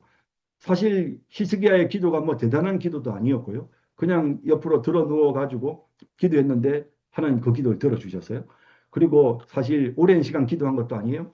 이사야가 와서 선포하고 그리고 이 성전을 이 예루살렘을 떠나기도 전에 하나님이 돌아가라고 했거든요. 그래서 돌아가서 했으니 기도 시간이 길었던 것도 아니에요. 그런데 하나님이 그의 기도를 들어주셨단 말이에요. 살려주셨어요. 생명을 15년이나 연장시켜 주셨어요. 우리는 아파서 병들어서 죽어가는 사람들을 위해서 히스기야의 기도로 하나님 앞에 기도하지. 하나님, 히스기야에게 생명을 연장시켜 주셨던 것처럼 하나님 그런데 그렇게 기도해도 하나님 데리고 가시는 분들이 많으세요. 그러면서 이제 여러 가지 우리의 삶에 일어났던 안타까운 죽음의 예들을 막 이야기하는 거죠. 왜 하나님 히스기야를 살리셨을까? 이제 그리고 나서 히스기야를 살리실 수밖에 없었던 이유를 설명하는데, 사실은 우리가 이사야서 본문이나 혹은 이제 열왕기에 나오는 본문을 보면 사실은 히스기야 이야기가 맨 마지막에 성전을 그러니까 전쟁에서 아수르와의 전쟁을 이기고 난 다음에 히스기야가 기도한 것처럼 구조가 배치가 그쪽 밑 뒤에 되어져 있어요. 근데 사실은 그 히스기야가 그렇게 그 생명을 연장시켜 주셨던 그 사건으로 인하여 히스기야가 이제 그걸 뭘 하느냐면 그 뭡니까 예루살렘 수로를 만듭니다. 예로 기부 그 이제 그 물이 실로암 물이 이제 안으로 그 안으로 들어올 수 있도록 바깥에 있는 샘이 안으로 들어오도록 그것을 만드는데 그가 병에서 나음을 받고 나서 그 수로를 만들고 아수르와의 전쟁이 시작됩니다. 하나님이 히스기야를 살려주신 이유는 아수르와의 전쟁을 승리로 마무리시키기 위해서 하나님 그를 살려주시는 거거든요. 그래서 그에게 생명을 연장시켜 주심으로써 하나님이 유다에 대한 하나님의 심판을 연장시키시는 거죠. 예, 연장시키는 것입니다.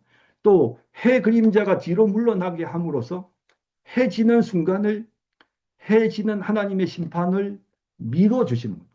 히스기야의 죽음을 미뤄주시고 유다의 멸망을 미뤄주시고 그리고 해 그림자로 일몰의 순간을 미뤄주시는 거죠. 이제 이렇게 설명을 하는 거죠. 이렇게 설명을 하면서 히스기야가 살았던 하나님이 히스기야의 기도를 들어주셨던 이유는 바로 다름 아니라 하나님께서 그를 통해서 이루셔야 될 이스라엘의 구원이 있었기 때문이었다. 유다의 구원이 있었기 때문에 사명 때문이다. 이제 이렇게 이제 제가 사명에 관한 설교를 해 나가는 거죠. 풀어 나가는 거죠. 그래서 제가 이제 여러분들에게 좀 설명을 드리면서 일단 내러티브 설교가 어렵다고 느껴지는 건 자꾸 여러분들이 복음을 경험한다, 막 뒤에 결과를 기대한다, 이런 용어들 자체가 여러분들에게 좀 너무 생소하고 어렵게 느껴지기 때문에 이제 그런 까닭에 여러분들이 조금 그렇게 이제 부담스럽게 느끼는 부분이 있는 거거든요. 그래서 제가 이제 그 부분을 조금 여러분들에게 제가 이제 좀 설명을 드렸고요. 그래서 전반적으로 내러티브 설교는 이런 형식이구나라는 걸 여러분 좀 이해하시고요. 계속해서 이어서 또 강의하도록 하겠습니다. 한 10분 쉬고요. 그리고 강의 진행하도록 하겠습니다. 네.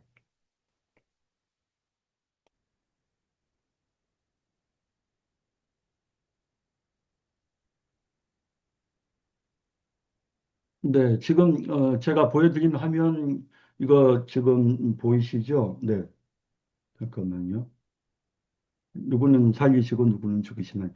제가 이제 지금 사실은 내러티브를 제가 설교를 참 많이 해가지고요.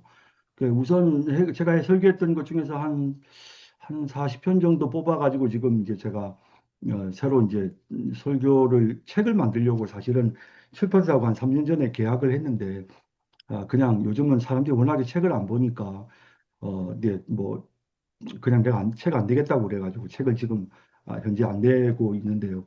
이제 거기에 제가 이제 실으려고 내러티브 형식의 설교들 굉장히 많이 했거든요. 근데 이제 앞서 말씀드린 것처럼 누구는 살리고 이제 누구는 죽이는 이제 그거 지금 방금 아까 내가 그 갈등 이야기 했던 거요. 잠깐만. 네. 여기 보면 2018년 9월 28일 아주 날짜를 정확하게 제가 특정해서 날짜를 지금 설명해 주고 있고요. 그리고 이게 마펠라 기장입니다. 기장 이름은. 그다음에 인도네시아 파루 공항에서 이륙할 때 있었던 뭐 그런 이야기입니다. 비행기 탔던 인원은 140명이네요. 그 규모 7.5의 강진 발생했고요. 예, 그리고 마펠라 기장이 서두른 까닭에 승객을 안전하게 지진의 피해를 막을 수 있었지만 예, 성경학교 때 참석한 어린 학생 86명이 교회를 뒤덮인 진흙에 모두 사망하게 되죠. 네. 예, 이제 이런 부분들을 이제 제가 이제 문제를 제기를 한 거거든요. 그러니까 이제 문제 제기를 어떻게 하느냐에서 본문 자체를 가지고도 얼마든지 문제 제기를 할 수 있는데요. 제가 또 다른 것도 보여드려 볼게요. 이제 여기 이제 이거는 그 수고한 만큼 대가를 지불해야 공정하지 않습니까? 이거는 이제 포동 품권 비유입니다. 이거는 제가 사실 윤율리의 설교를 보고 제가 참고해서 만든 설교입니다. 이 설교는. 네. 그런데 이 설교에 보면 제가 현대식으로 포도원 이유를 과수원에서 일하는 사과 따는 일로 예를 들어 가지고 좀 설명을 하거든요. 그리고 나서 이제 이 갈등하는 부분에서 어, 만일 새벽 10시부터 일한 노동자라면 마음이 어떻겠습니까? 만일 사장인데 직원들이 갈 때 어떤 직원은 죽으라고 열심히 일하고 어떤 직원은 눈치 봐가면서 설렁설렁 일하는 상황이 되었는데 사장으로서 제가 이 두 종류의 직원을 똑같이 대우하고 덮어놓고 잘했다고 칭찬한다면 열심히 일한 사람은 그냥 가만히 있지 않을 겁니다. 물건을 파는 사람들에게는 상도덕이라는 것이 있습니다. 노력한 만큼, 땀 흘린 만큼, 일한 만큼, 수고한 만큼, 수고한 시간만큼 대우하는 것이 상도덕입니다. 사장이 이런 기본적인 상도덕을 지키지 않는다면 그 아래 일하는 사람들은 결코 열심히 하지 않을 것입니다. 노력한 만큼, 수고한 만큼 대우하는 것이 공평합니다. 이제 이런 식으로 지금 제가 이야기했습니다. 그리고 그 다음에 이제 그러면서 이제 제가 또 이제 여기 보면 반대로 이제 이 김 사장이 선행을 좋아하는 자선사업가라서 일을 많이 안 한 사람에게 호의를 베풀 생각이었다면 새벽 6시부터 일한 사람에게 10만 원 줘서 집으로 돌려보내고 다음에 9시부터 일한 사람, 12시, 3시, 5시부터 일한 사람 순으로 일당을 지불하고 일당을 받은 후에 바로 돌려보냈다면 일찍부터 일한 사람들이 그렇게 마음이 상하지는 않았을 것입니다. 이제 이런 표현들을 지금 제가 쓰거든요. 그러니까 성경 본문에 나오는 내용을 가지고 그걸 가지고 이제 요렇게도 바꿔보고 또 요렇게도 바꿔보고요. 그렇게 이제 바꿈으로써 이제 제가 이제 이렇게 이거를 가지고 갈등을 증폭시키는 거죠.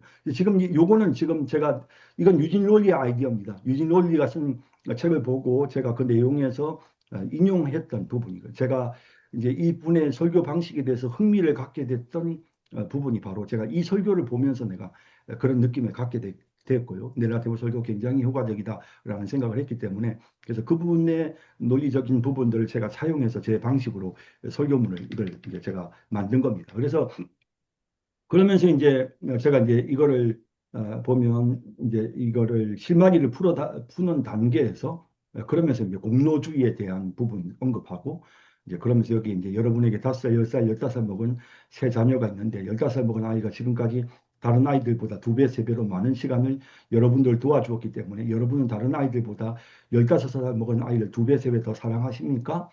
15살 먹은 아이가 나는 동생들보다 더 오랫동안 아버지 자녀 역할을 수행했으니 더 많은 사랑을 받아 마땅하다고 주장할 수 있겠습니까? 그럴 수 없습니다.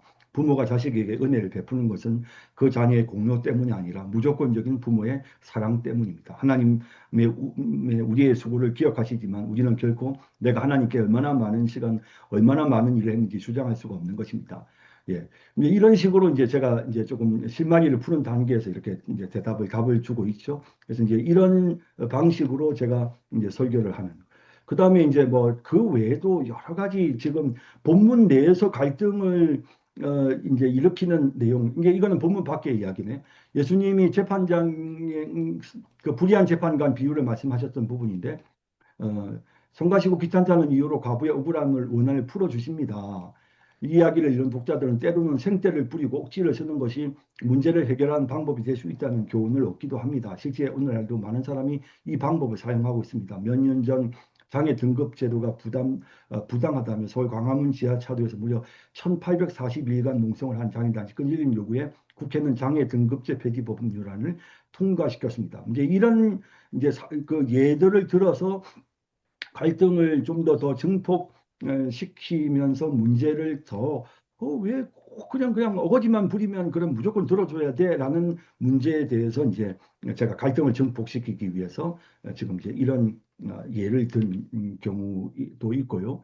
뭐 그런 예들이 너무 많은데 뭐 다윗과 골리앗의 이야기를 가지고 우리가 과연 다윗과 골리앗 이제 그리스도 중심적 설교를 하는 부분인데요. 여기도 어떻게 되나 볼까요? 어, 여기 갈등에서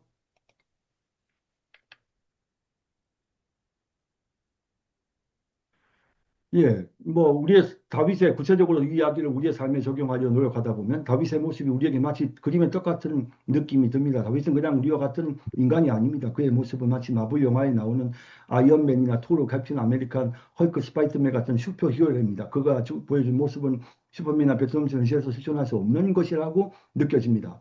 우리가 영화를 보며 그런 슈퍼히어로의 모습을 즐길 수는 있지만 누구도 그것을 따라할 수는 없는 것처럼 다윗의 모습은 멋지고 감동적이며 흥미진진하지만 우리가 그를 따라 할 수는 없다는 현실을 깨닫게 됩니다. 문제를 제기하는 과정에서 제가 다윗과 골리앗의 사건을 설명하면서 이제 이런 식으로 어, 예를 들면서 이제 이게 이제 타락 FCF죠. 그러니까 폴론 컨디션 포커스처럼 우리는 못한다. 나는 이거 우리 못하지 않냐? 이거 우리 할 수 있느냐라고 하면서 이제 갈등을 증폭시키는 이제 그런 내용입니다. 네.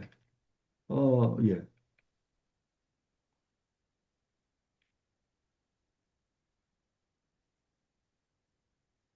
뭐 이제 다윗은 맨손으로 사자를 수염을 잡고 사자를 저주해서 죽어요. 하지만 우리는 그런 일을 할 필요도 없지만 그런 일을 할 수도 없습니다.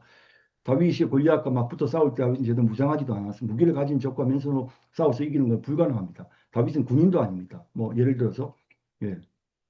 그러니까 이런 이제 이 부분이 그러므로 결국 다윗의 모습이 우리에게 하나의 모범이 될 수 없다는 걸 제가 설명하기 위해서 이거 제목 자체가 다윗이 우리의 모범이 될 수 없다는 것을 제가 문제를 제기한 거거든요. 그러면서 다윗은 예수 그리스도를 우리에게 보여준다라고 이제 그리스도 중심적으로 적용하는 이제 그런 내용. 그 갈등을 정복하는 단계에서 제가 이런 방법을 썼습니다.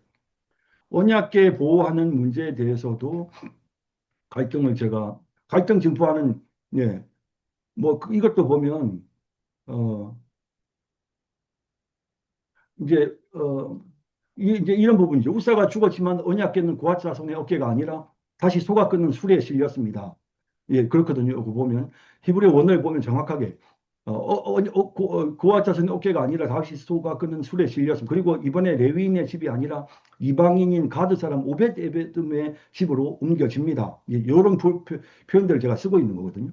그러니까 이제 이런 표현들을 통해서 자꾸 갈등을 본문에 대해서 우리는 보통 통상적으로 우사가 레위 지파 고아 자손 아니어서 그래서 이런 문제가 생겼고 이렇게 쉽게 생각할 수 있기 때문에 그거를 이제 모순을 분석하는 거죠. 그렇지 않다. 그 이유가 아니다라고 이제 설명하기 위해서 제가 이제 여러 가지 예를 들어서 설명하는 거. 하나님 왜 나를 인도해 주지 않으시는가? 뭐 이런 부분에서도 하나님께서 이렇게 무시아를 지나 바울에게 직접 성령께서 나타나셔서 복음을 아시아에 전하지 말라고 하는 이런 부분 이야기하셨는데 근데 우리가 사는 인생에 왜 하나님 그렇게 역사하지 않을까요? 왜 하나님 우리를 인도해 주지 않는 걸까요? 바울을 인도해서 유럽으로 가게 해주셨던 것처럼 우리도 인도해 주셔야 하지 않습니까? 왜 우리는 우리에겐 하나님의 뜻을 알려주시지도 않으면서 우리 보고 하나님의 뜻을 따라 살라고 하는 겁니까? 뭐 이제 이런 식으로 이제 제가 갈등을 증폭시키기 위해서 이제 상식적인 이야기로 이제 누구나 성경을 보면서 느낄 수 있는 그런 상식적인 거죠. 이렇게 인도해 주셨는데 왜 우리는 인도 안 하십니까? 라는 이제 그런 질문을 한 거고요. 네. 그러면서 이제 제가 거기에 대한 답변을 쓸 때 보면 사실은 이제 보면 나중에 이제 여기 이제 여기서 이제 복음을 경험하는 단계 이제 이런 부분이 있었죠. 어, 위대한 성교사 리비스는 사실 중국으로 가려고 했었지만 중국에서 아편전이 터지면서 중국에 가서 없게 되었습니다.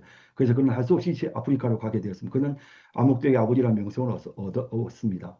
위암 캐기는 태평양에 있는 타히티 섬으로 가려고 계획 세웠으나 동력자인 존 토마스 선교사의 고면으로 인도로 가게 되고 그는 그곳에 너무도 귀한 사역을 했고 또 아도리람 저더스는 인도로 갔지만 인도를 지배했던 영국 동인구 회사와의 갈등으로 인해 선교지를 미얀마로 옮겨야 했습니다. 예.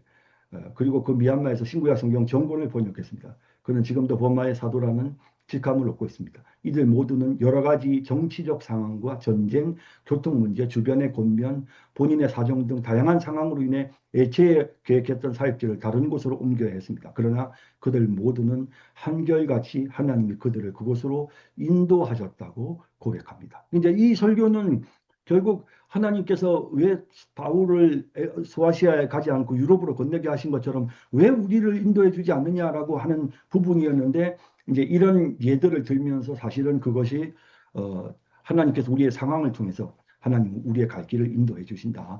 그래서 모든 것 잡력할 선을 이루게 하시고 그의 걸음을 인도하시는 이는 하나님이시고 그리고 어, 우리가 갈 바를 알지 못하지만 하나님 우리를 인도하신다. 이제 이런 식으로 이제 제가 의문을 제기한 것에 대한 답변을 제시를 하는 겁니다. 뭐 너무너무 많아서요. 제가 뭐 다 보여드릴 수는 없고요. 그리고 이제 17번이 뭐였더라? 예, 아까 히스기야에 대한 이야기 제가 했었죠. 왜 히스기야를 하나님은 왜 편애하셨는가? 이제 이런 부분들. 예.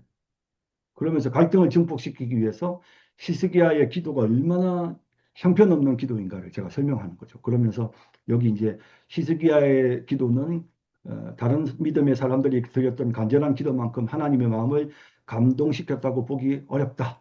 그래서 땀방울이 핏방울이 되도록 기도하신 예수님의 기도, 왕의 조서에 의인이 시킨 것을 알고도 목숨을 걸고 동일한 장소에 하루에 3번 무릎 꿇고 기도했던 다니엘의 기도, 혹은 양 무릎 사이에 머리를 집어넣고 응답을 주실 때까지 7번 기도했던 엘리야의 기도 정도는 되어야 되지 않느냐. 그의 기도는 이런 기도가 되지 못했다. 이제 그리고 또 그 기도의 내용을 보면 하나님 앞에 내가 주의 목전에서 선하게 행한 것을 기억하옵소서 자기의 공로를 내세우는 그런 기도에 불과하다. 뭐 이제 이러면서 성경 본문을 가지고 히스기야의 기도가 얼마나 형편없는 기도인지에 대한 내용을 언급함으로써 갈등을 증폭시키죠. 더군다나 히스기야가 병에서 치유되고 살아남으로써 이 15년간의 생명이 연장되었을 때 그때 문하세가 태어납니다. 근데 이 문하세가 왕위에 올랐을 때 나이가 12살이거든요.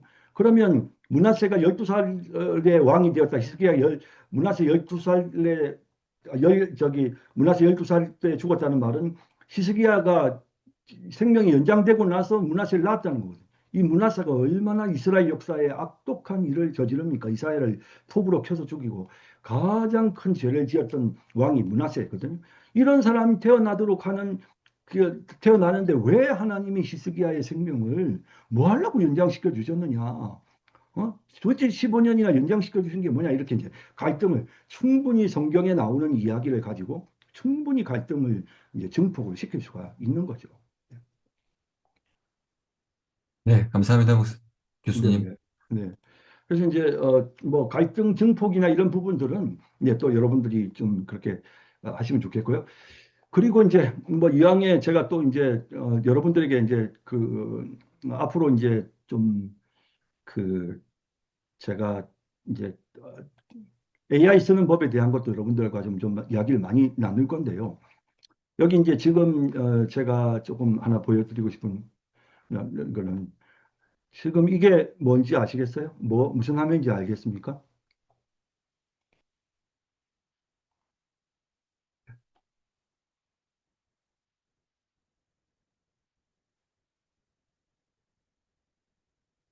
예, 여러분 이게 지금 제가 보여드리는 이 화면이 뭔지 아시겠어요?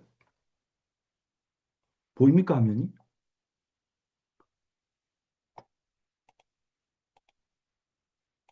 네. 화면은 보이는데요. 뭔지는 모르겠습니다. 네, 여러분이 지금 AI를 많이 안 쓰시는군요. 내가 지금 여러분들이 AI를 얼마나 쓰는지 궁금해서 지금 제가 이제 질문을 드렸던 건데요. 네, 잠깐만요. 좋습니다. 자, 그러면 잠깐 이거 좀 보여드릴게요. 지금 이제 여기 이게 지금 노트북의 램이라고 하는 프로그램인데요. 이거는 뭘 할 때 쓰는 거냐 하면 여러분들이 이제 노트북 LM이 좋은 거는 여기 보면 새 노트 만들기라는 게 있어요. 노트를 만드는 거예요. 그래서 이제 노트를 여러분들이 만들면 여기에 여러분들이 갖고 있는 관련 자료들을 이제 모아주는 거죠. 그러니까 예를 들어 제가 지금 이제 여기 보면 얘가 지금 여기 보면 뭐 강해 설교에 대한 제가 지금 뭐 강해 설교에 대한 이제 그 노트북을 제가 만들었어요. 그러면 여기 지금 보면 여기에 지금 좌측편에 보면 여러 가지 도서들이 보이죠. 이게 제가 강해 설교와 관련해서 현재 갖고 있는 그런 데이터들이에요. 그래서 이제 강해 설교, 연역적 강해 설교 방법에 대한 여러 가지 이제 그 데이터들을 지금 제가 여기다 넣는 거거든요. 그럼 이제 여기다 넣고 그러면 이 데이터를 넣으면 이 노트북의 LM은 뭘 잘해주냐면 요약을 정말 잘해줘요. 그러니까 이 데이터들을 전체적으로 집대성해서 요약하는 걸 정말 잘하거든요. 그러면 제가 뭐 예를 들어서 게돈 로빈스의 음, 어, 로빈스의 연역적 강의 설교 방식에 대해 알려줘. 뭐 설명해줘. 뭐 이제 예를 들어서 이런 식으로 해가지고 하면 그러면 이제 여기 있는 이 데이터들을 참고해서요. 이 데이터들을 전반적으로 다 참고해서 제가 갖고 있는 데이터들 지금 연역적 강의 설교와 관계된 어떤 34개의 데이터를 제가 지금 여기 소스에 보면 34개 나오죠. 그래서 제가 올렸거든요. 그러면 이제 얘가 이제 연역적 설교 방식에 대한 부분들을 쭉 이제 설명을 해줘요. 이렇게 만들어줘요. 만들어주면서 여기 보면 이제 저게 좋은 게 뭐냐면 이제 노트북 LM이 좋은 건 뭐냐면 각 줄을 누르면 이 책이 지금 내가 이게 소스가 어디에서 나오는지 이 소스를 그대로 표기를 해줘요. 그러니까 지금 이게 삶의 변화를 일으키는 기납적 강해 설교라는 이 소스에서 나오는 부분이네요. 나오는 부분을 이렇게 표기를 해주는 거죠. 그래서 뭐 여기에 뭐 여기 뭐 전통적인 방식들 뭐 이렇게 이제 지금 좌측에 보이는 것처럼 이렇게 그 소스가 어디에서부터 나오는지를 이제 표기를 해주거든요. 그래서 이제 요렇게 제가 이제 지금 사실은 노트북 LM 같은 경우는 여러분들이 갖고 있는 데이터들을 활용해서 잘 이렇게 정리하는 데 큰 도움을 받을 수가 있는데요. 제가 우선 오늘 유진 논리에 제가 호메이틱스 플러스에 대한 이제 이거를 제가 지금 유진 논리에 대해서 이제 설명해 달라고 제가 이제 이걸 부탁을 한 거였거든요. 그래서 이제 부탁을 했더니 여기 이제 몇 가지 이제 쭉 설명을 해줬어요. 네. 그 설교의 방법론에 대한 게 지금 나오는데요. 자, 이제 여기에서 지금 유진 논리의 설교의 5단계를 지금 도표로 만들었는데요. 잘 보이십니까? 네. 조금 도표가 예. 조금 이 크기 사이즈를 조금 공유해 잠깐만 화면을 공유화면을 조금 더 조정할 수가 없나? 예, 콘텐츠만 나오게 지금 돼 있고 예, 요거를 조금 더 작게 좋게 크게 안 되겠다. 요걸 여기서 해야 됐다. 네. 자, 네.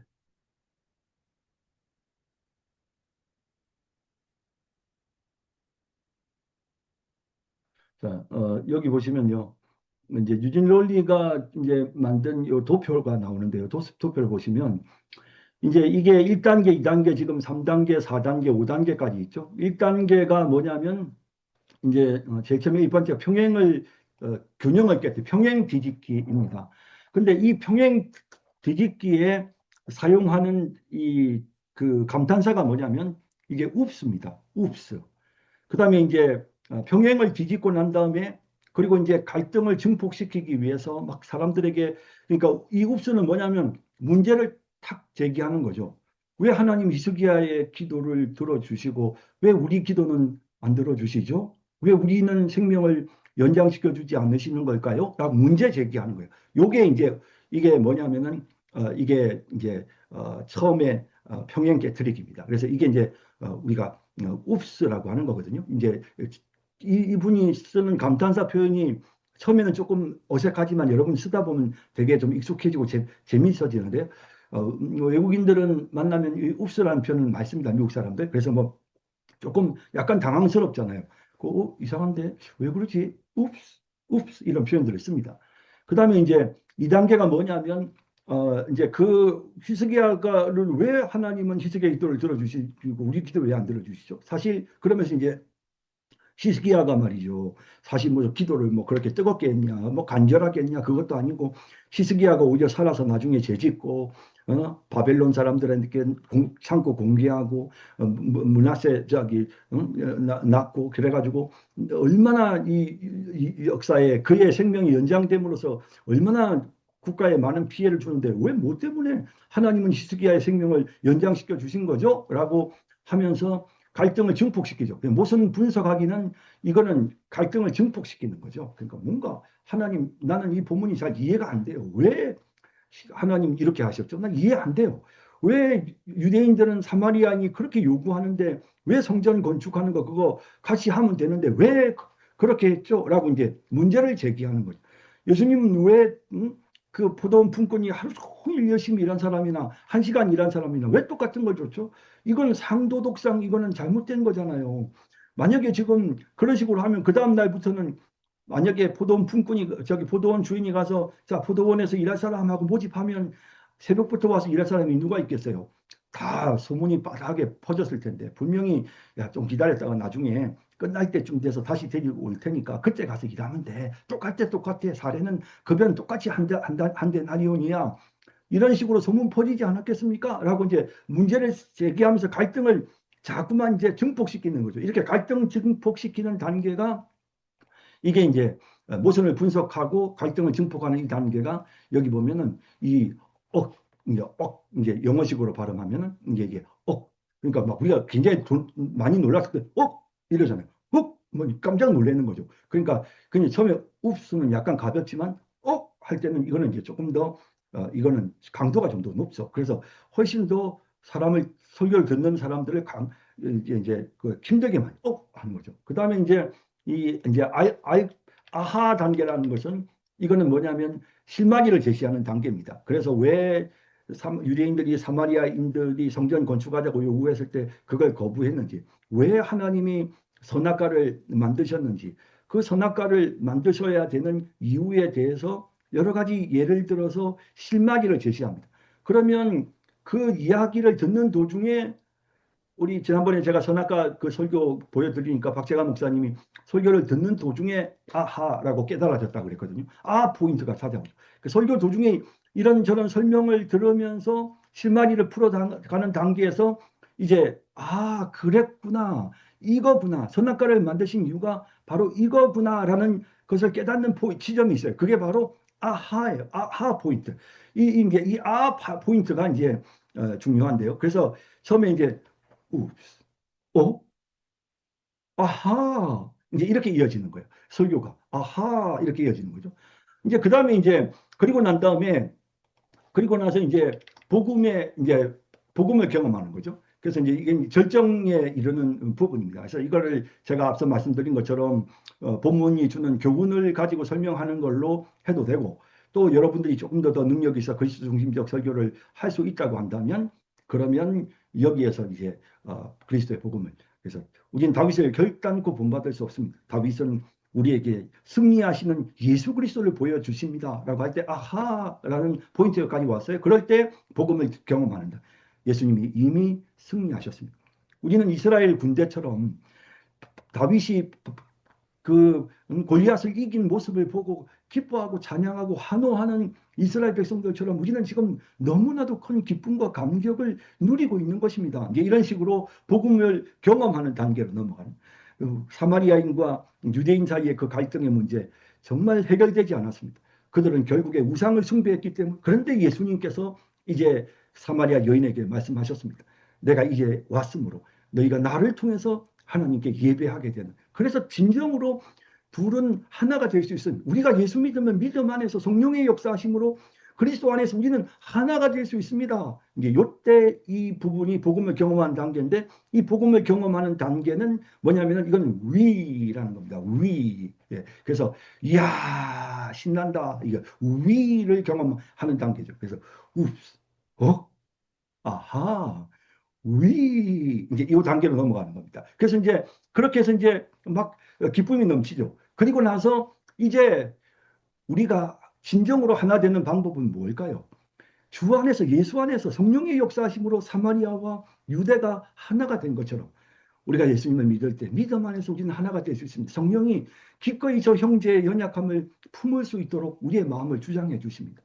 성령께서 우리를 하나 되게 만들어 주십니다. 여러분, 성령이 하나 되게 하심에 여러분을 맡기십시오. 오늘 이 시간 성령께서 지금 여러분들이 진정으로 주 안에서 하나가 되게 만드십니다. 마음에 맺힌 걸 풀고 주 안에서 성령의 역사하심을 기대하십시오. 우리는 하나입니다. 라고 하면서 마지막 결과를 기대하는 단계로 넘어가죠. 적용의 단계. 이때가 이거를 이제 유진 로니는 뭐라고 표현하냐면 오예라는 표현을 쓰는 것처럼 예라는 이제 그런 감탄사를 쓰는 겁니다. 그래서 이 감탄사가 굉장히 일리가 있어요. 설교를 듣다가 처음에 갑자기 문제를 탁 이제 목사님 설교를 하다가 갑자기 왜 하나님께서 야고보는 죽이시고 베드로는 살리시죠? 베드로가 뭐 잘했다고? 야고보가 뭘 잘못했다고? 읍스. 아니, 아니 도대체 하나님께서 왜 그렇게 하셨을까요? 베드로가 그렇게 막 하면서 막 이제 이야기를 이제 상황을 좀 더 갈등을 이제 막 증폭시켜 나갑니다. 증폭시켜 나가면서 그렇게 그럼 뭐 야고보를 위해서는 기도 안 했습니까? 하나님 왜 이렇게 차별하십니까? 하나님의 기도는 왜 이렇게 차별적입니까? 라고 이제 그렇게 할 때 사람들이 이제 놀래는. 그래서 옵스, 어, 아하, 위. 예. 이제 이렇게 다섯 단계의 형태로 감탄사로 표현을 했는데요.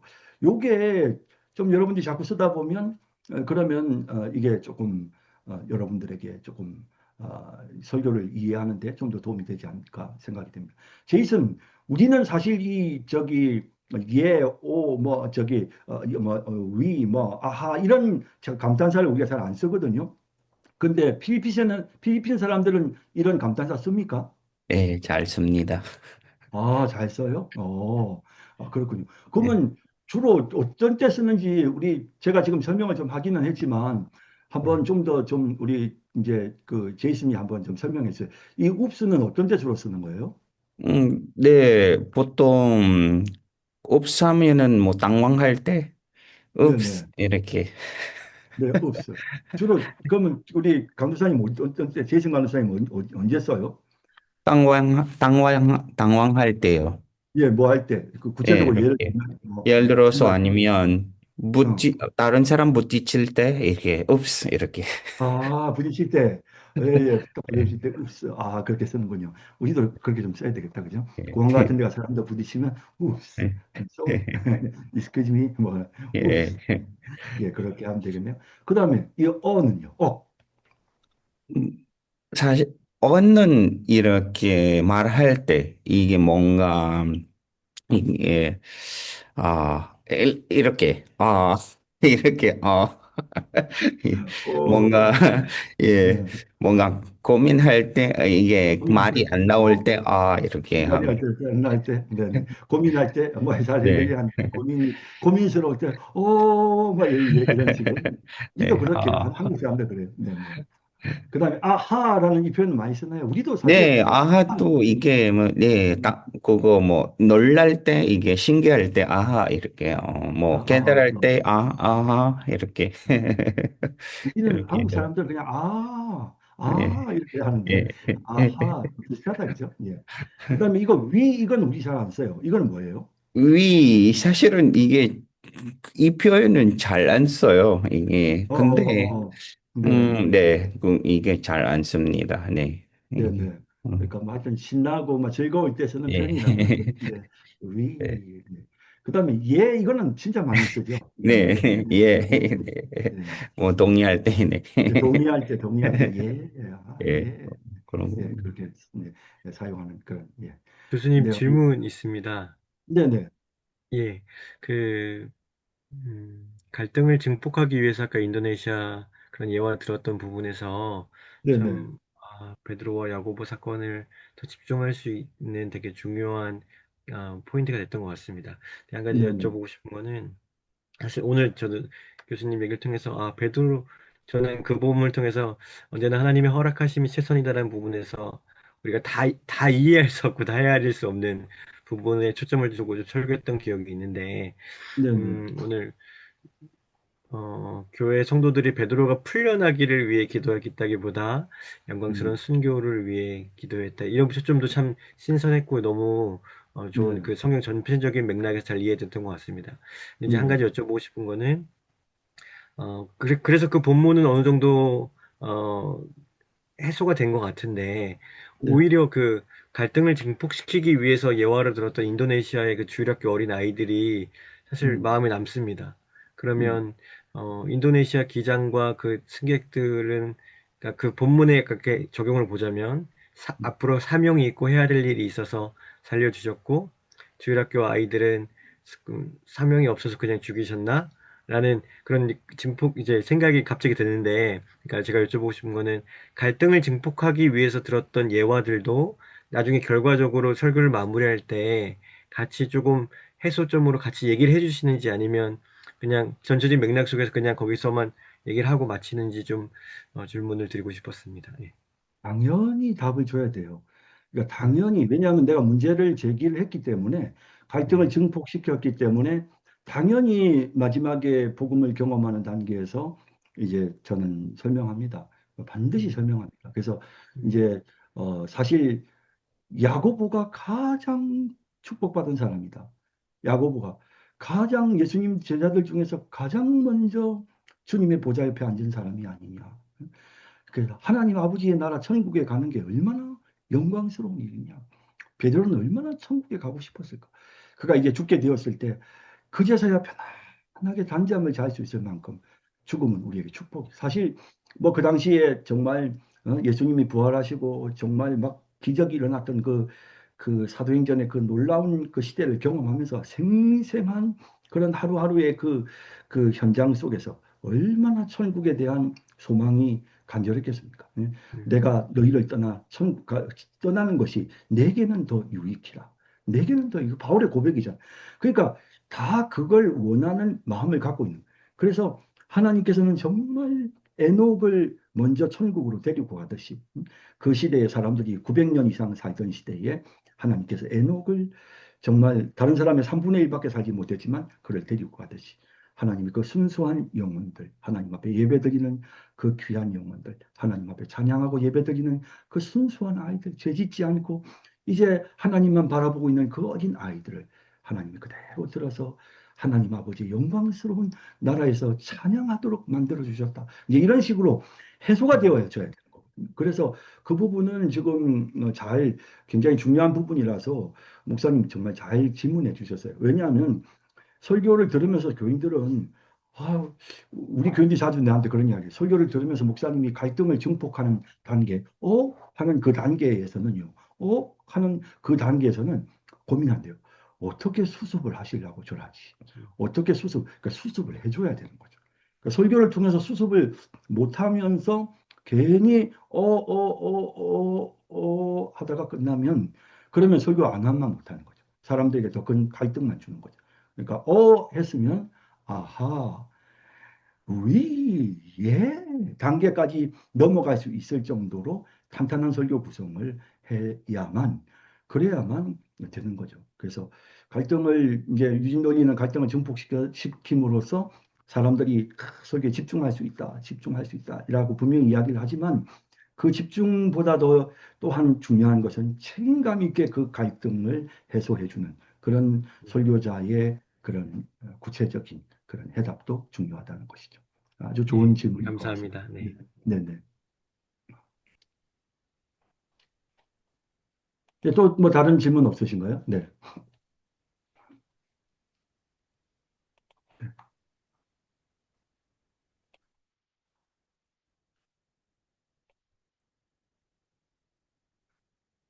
네, 이 부분은 하여튼 제가 이제 내러티브 설교는 사실은 이제 뭐 우리 전사님도 와서 그 신학대학원님 3학년인데 나한테 그런 이야기를 하더라고요.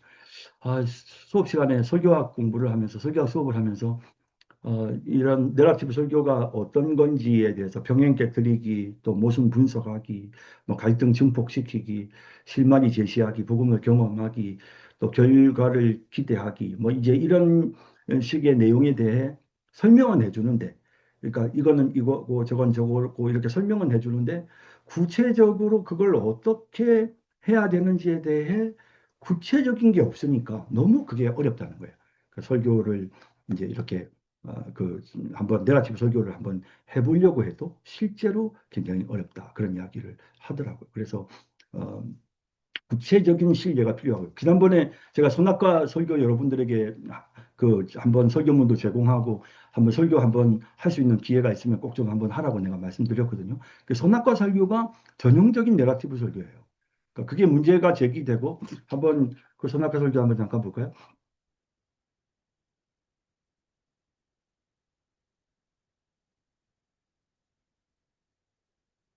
네.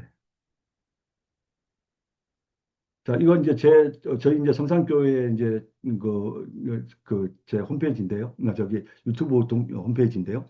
여기에서 이제 여러분 재생 목록에 들어가시면요. 여기 이제 몇 가지 이제 설교들이 나옵니다. 주제 설교, 연역적 강해 설교, 기납적 설교. 뭐 이제 이런 그게 나오는데요. 여기 기납적 강해 설교라고 하는 부분을 여러분들이 클릭을 하시면, 네, 하면 여기 이제 제가 기납적 설교에 들어가면 여기 이제 제가 지금 했던 기납적 설교들이 좀 있는데요. 제가 하는 기납적 설교는 제가 지금 선악과 설교 이야기하다가 말했죠. 네. 하나님이 왜 선악과를 만드셨느냐? 이제 요거 볼까요? 요거 보실 때, 네. 자, 이렇게 제 설교는 들어가시면요. 여기 밑에 지금 설명 부분 있잖아요. 요 설명 부분을 여러분들이 더보기를 누르면, 그러면 제가 이제 요렇게 그 내용에 대해서 설교 요약을 지금 만들어 놨습니다. 한번 보시죠. 평형을 깨뜨리는 단계, 선악과 이야기. 우리는 하지 말라는 금지에 더 꺼지는 본성을 가지고 있습니다. 전지하신 하나님이 왜 아담과 하와가 불순종한 것을 아시면서도, 네, 조금 더 크게 볼까요? 네. 예, 전지하신 하나님이 왜 아담과 하와가 불순종할 것을 아시면서도 에덴 동산 한가운데 선악과를 두셨을까요? 이는 마치 하나님이 파놓은 함정처럼 보입니다. 결국 아담과 하와는 뱀의 유혹에 넘어가 선악과를 따먹었고 그 결과는 하나님을 및 이웃과의 관계 파괴, 수치와 두려움, 고통과 죽음이라는 참혹한 저주로 이어졌습니다. 이게 이제 뭡니까? 우스, 평양을 깨뜨리는 단계죠. 우스, 왜 저렇게 왜 만드셨느냐라고 그렇게 묻네. 그냥 뭐 그러려니 해야 되는 거 아닌가? 성도들이 그렇게 생각했는데 문제를 제기하니까 웁스. 네, 평행을 깨는 단계입니다. 약간 마음의 평행이 깨졌습니다. 웁스. 불이치를 분석하는 단계. 이 사건은 하나님의 선하심에 대한 근본적인 의문을 제기합니다. 사랑의 하나님이 어떻게 인간을 비극으로 몰아넣을 위험한 함정을 섬시할 수 있느냐는 것입니다. 이처럼 우리의 삶에 예기치 않은 시련이 닥칠 때 우리는 선악과 앞에서처럼 하나님을 원망하고 그분의 선하심을 의심하게 됩니다. 하나님이 처음부터 문제의 소지를 막아주셨다면 좋았을 것이라는 불평이 생깁니다. 뭐 여기 간단하게만 좀 나눴지만 제 설계에 보면 여러 가지 그 문제점들에 대해서 언급하는 내용이 나오죠. 그 다음에 이제 실마리를 제시하는 단계. 그러나 선악과는 함정이 아니라 우리를 향한 하나님의 다각적인 사랑의 증거입니다. 첫째, 선악과는 이유를 몰라도 부모를 믿고 따르는 아이처럼 하나님을 향한 우리의 신뢰를 표현하는 기회였습니다. 둘째, 하나님은 우리를 로봇이 아닌 인격체로 만드셨기에 아니오라고 거절할 자유의지를 주심으로써 우리의 예라는 순종이 진정한 사랑과 충성의 고백이 되게 하셨습니다. 셋째, 풍족한 에덴 동산에서 유일하게 금지된 선악과를 보며 모든 것을 허락하신 하나님께 신실한 감사를 표현하는 도구가 될 수 있었습니다. 넷째, 선악의 판단은 하나님께 속한 이름을 인정하고 그분의 뜻에 따르는 순종을 배우게 하는 도구였습니다. 마지막으로 먹고 싶은 욕구를 다스리며 절제를 훈련하는 교육적 도구였습니다. 그리고 이제 복음을 경험한다. 인간은 이 모든 선한 기회에도 불구하고 결국 실패하여 불순종을 택했습니다. 그런 하나님의 이야기는 여기서 끝나지 않습니다. 이것이 바로 복음입니다. 하나님은 인간의 타락을 미리 아시고 창세전부터 구원이라는 안전금을, 즉 예수 그리스도를 예비하셨습니다. 에덴에서 아담이 불순종으로 실패했지만 갈보리에서 아들 예수님은 아버지의 뜻대로 하옵소서라는 안전한 순종으로 승리하셨습니다. 십자가는 인간의 가장 큰 불순종에 대한 하나님의 가장 위대한 사랑의 응답입니다. 이제 우리는 죄사함뿐 아니라 우리 안에 내주하시는 성령의 능력을 받았습니다. 이로 인해 우리를 유혹하는 현대판 선악과들은 더 이상 우리를 넘어뜨리는 함정이 아닙니다. 결과를 기대하는 단계. 오늘날 우리가 마주하는 많은 유혹들은 우리를 실패하게 만드는 함정이 아니라 오히려 하나님과의 관계를 더 깊고 신실하게 하는 축복의 기회입니다. 하나님의 금지 명령은 결코 우리를 억압하거나 제한하는 것이 아니라 우리를 향한 하나님의 깊은 사랑이며 우리가 하나님을 진심으로 사랑하고 신뢰함을 표현하는 방법입니다. 이번 한 주간 우리 삶에 다가오는 수많은 선악과를 유혹을 이겨내서 하나님께 우리의 진정한 사랑과 신뢰를 표현하는 성숙한 신앙인으로 성장합니다. 실마리를 제시하는 단계에서 선악과의 목적을 언급을 했었는데 예수님이 우리를 위해서 그 모든 선악과의 시험을 이기심으로써 이제 그 성령의 도우심 속에서 우리는 이제 이 선악과가 주어진 목적대로 우리가 그 모든 유혹들을 오히려 하나님께 감사하는 것으로 바꿀 수 있다라고 이제 그렇게 결과를 기대하는 단계까지 이제 넘어가게 되는 거죠. 이제 이런 식으로 이제 그 설교를 하는 데 있어서 이런 이제 방법으로 설교를 이제 좀 구성을 해가지고 여러분들이 자꾸 이제 노력을 하다 보면요, 이제 이런 설교 방법이 굉장히 효과적이고 또 도움이 될 수가 있습니다. 그래서 그렇게 한번 해보셨으면 좋겠고요. 제가 무슨 이야기하다가 갑자기 선악과 이야기하려고 했는지 모르겠네요. 네, 갑자기 기억이. 예, 여러분 이거 홈페이지를 보시면요. 제가 이제 예를 들어서 여기 이제 현상학 전개식 설교, 그다음에 2인칭 내러티브 설교, 그다음에 4페이지 설교, 이렇게 설교 형식을 제가 다 이렇게 설명해 두었습니다. 현상학 전개식 설교. 제가 했던 설교들이 보면 이제 옛날부터 제가 이제 꽤 오랫동안 이거 지금 유튜브 하는 동안 한 5년 가까이 제가 정말 하면서 이렇게 기납적 4페이지 설교, 기납적 내러티브 설교, 네, 그다음에 뭐 이것도 이건 내러티브 설교죠. 예, 내러티브 설교. 예, 이제 내러티브 설교가 저는 내러티브 설교가 많습니다. 저주받은 자와 축복받은 자, 이 내러티브 설교입니다. 그래서 뭐 이런 부분들. 그러니까 문제를 이제 느낄 수 있는 부분들이 있거든요. 설교를 하다 보면 우리가 예, 이 코로나 시대에 했던 것 같습니다. 여기 점이 안 나와요. 예. 그래서 이제 문제를 여러분들이 느낄 수 있는 발견할 수 있는 창세기 9장 네, 네. 문제를 발견할 수 있는 그런 부분들을 가지고 이제 여러분들이 문제를 제기하고 거기에 대해서 하나씩 하나씩 이제 갈등을 풀어나가는 이제 그런 방법으로 지금 제가 설교했던 이제 그런 내용들 참고하시면 뭐 여러분들이 설교문 다 못 보더라도요. 이런 부분들만이라도 이것도 불의의 제물로 친구를 사귈 수 있을까? 이건 이제 그 불의한 정직인데 이것도 네거티브 설교입니다. 이런 설교도 보면 예, 여기 보면 이렇게 마음의 평행을 깨는 단계, 예, 회사에서 해고 통보를 받는다면 마음이 불이치를 분석하는 단계, 실마리를 제시하는 단계, 복음을 경험하는 단계, 결과를 기대하는 단계. 사실은 여러분 저는 설교할 때 이런 말 안 합니다. 자, 다음은 불이치를 분석하는 단계입니다. 다음은 실마리를 제시하는 단계입니다. 제가 절대 이런 이야기 안 합니다. 여러분 혹시 제가 이렇게 원고에 써놓으니까 여러분들 생각할 때 아이고 이런 것까지 다 교인들한테 이야기하느냐? 아니요. 여러분 이제 자주 이제 그 현대 설교학자들이 말하지만 우리는 건물의 외형을 보는 거지 건물의 뼈대를 보는 건 아닙니다. 저는 이런 뼈대를 가지고 설교 준비를 하지만 설교할 때는 교인들에게 뼈대를 설명하지는 않습니다. 그래서 굳이 뼈대까지 여러분들이 보여주고 설명할 필요는 저는 없고요. 단지 조금 그래도 뼈대가 조금 더 이해하는 도움이 될 수 있다고 판단이 되면 저는 자막으로는 보여줍니다. 그 자막으로는 그 타이밍이 됐을 때 자막으로는 그걸 보여주면서 지금 대충 요 시점에서는 어떤 내용이 특히 이제 4페이지 설교 같은 경우는 첫 번째 페이지에서 이제 성경 속의 문제, 그다음에 성경 속의 등장 인물이 어떤 지금 제가 성경 속에 있는 인물들의 문제를 말하고 있다. 1단계, 2단계, 그다음에 오늘 우리 시대의 문제, 그다음에 3단계 성경 속의 해결, 이 문제가 어떻게 해결되는지 4단계 오늘 그러면 우리의 문제는 어떻게 해결할 수 있는가? 이렇게 1페이지, 2페이지, 3페이지, 4페이지를 자막으로는 보여줘서 설교를 듣는 청중들이 그 자막을 보고 이제 어느 정도 조금 이제 전체적인 그 틀을 이해할 수 있도록 제가 도움을 주기는 한데요. 설교 시간에 주로 언급을 하진 않고요. 그리고 특히 이제 설교문에 제가 이렇게 만드는 단 한 가지 이유는 앞으로 네거티브 설교를 하는 분들에게 샘플을 보여주려고. 사실은 샘플이 별로 없어요. 제일 어려운 게 뭐냐면 설교하시는 분들이 이 내러티브 설교를 하고 싶어서 샘플이 별로 없거든요. 그래서 이런 샘플을 보여주기 위해서 제가 굳이 설교 요약을 이런 식으로 작성을 해서 샘플을 올려놓는 겁니다. 이렇게 놓으면 보고 요렇게 요 부분을 요렇게 이런 식으로 해서 설교를 끌고 가는구나. 이제 이런 걸 보면 여러분들이 이제 설교에 그만큼 도움이 될 수가 있으니까 그런 방법으로 제가 이제 지금 사용을 하고 있다는 걸 제가 말씀을 좀 드리고요. 네, 벌써 시간이 이렇게 많이 돼버렸네요. 아유, 수업 끝날 시간이 너무, 네. 자, 네. 네, 시간이 너무 길어져서 정말 죄송합니다. 네, 끝날 시간이 됐네요. 네, 한참 강의하다 보니까 시간이 지나가는 걸 몰랐습니다. 네, 저기, 저기, 우리 오태용 목사님, 저기 오셨는데, 오늘 왜 많이 늦으셨어요? 제가 수업이 당겨진지를 몰랐습니다.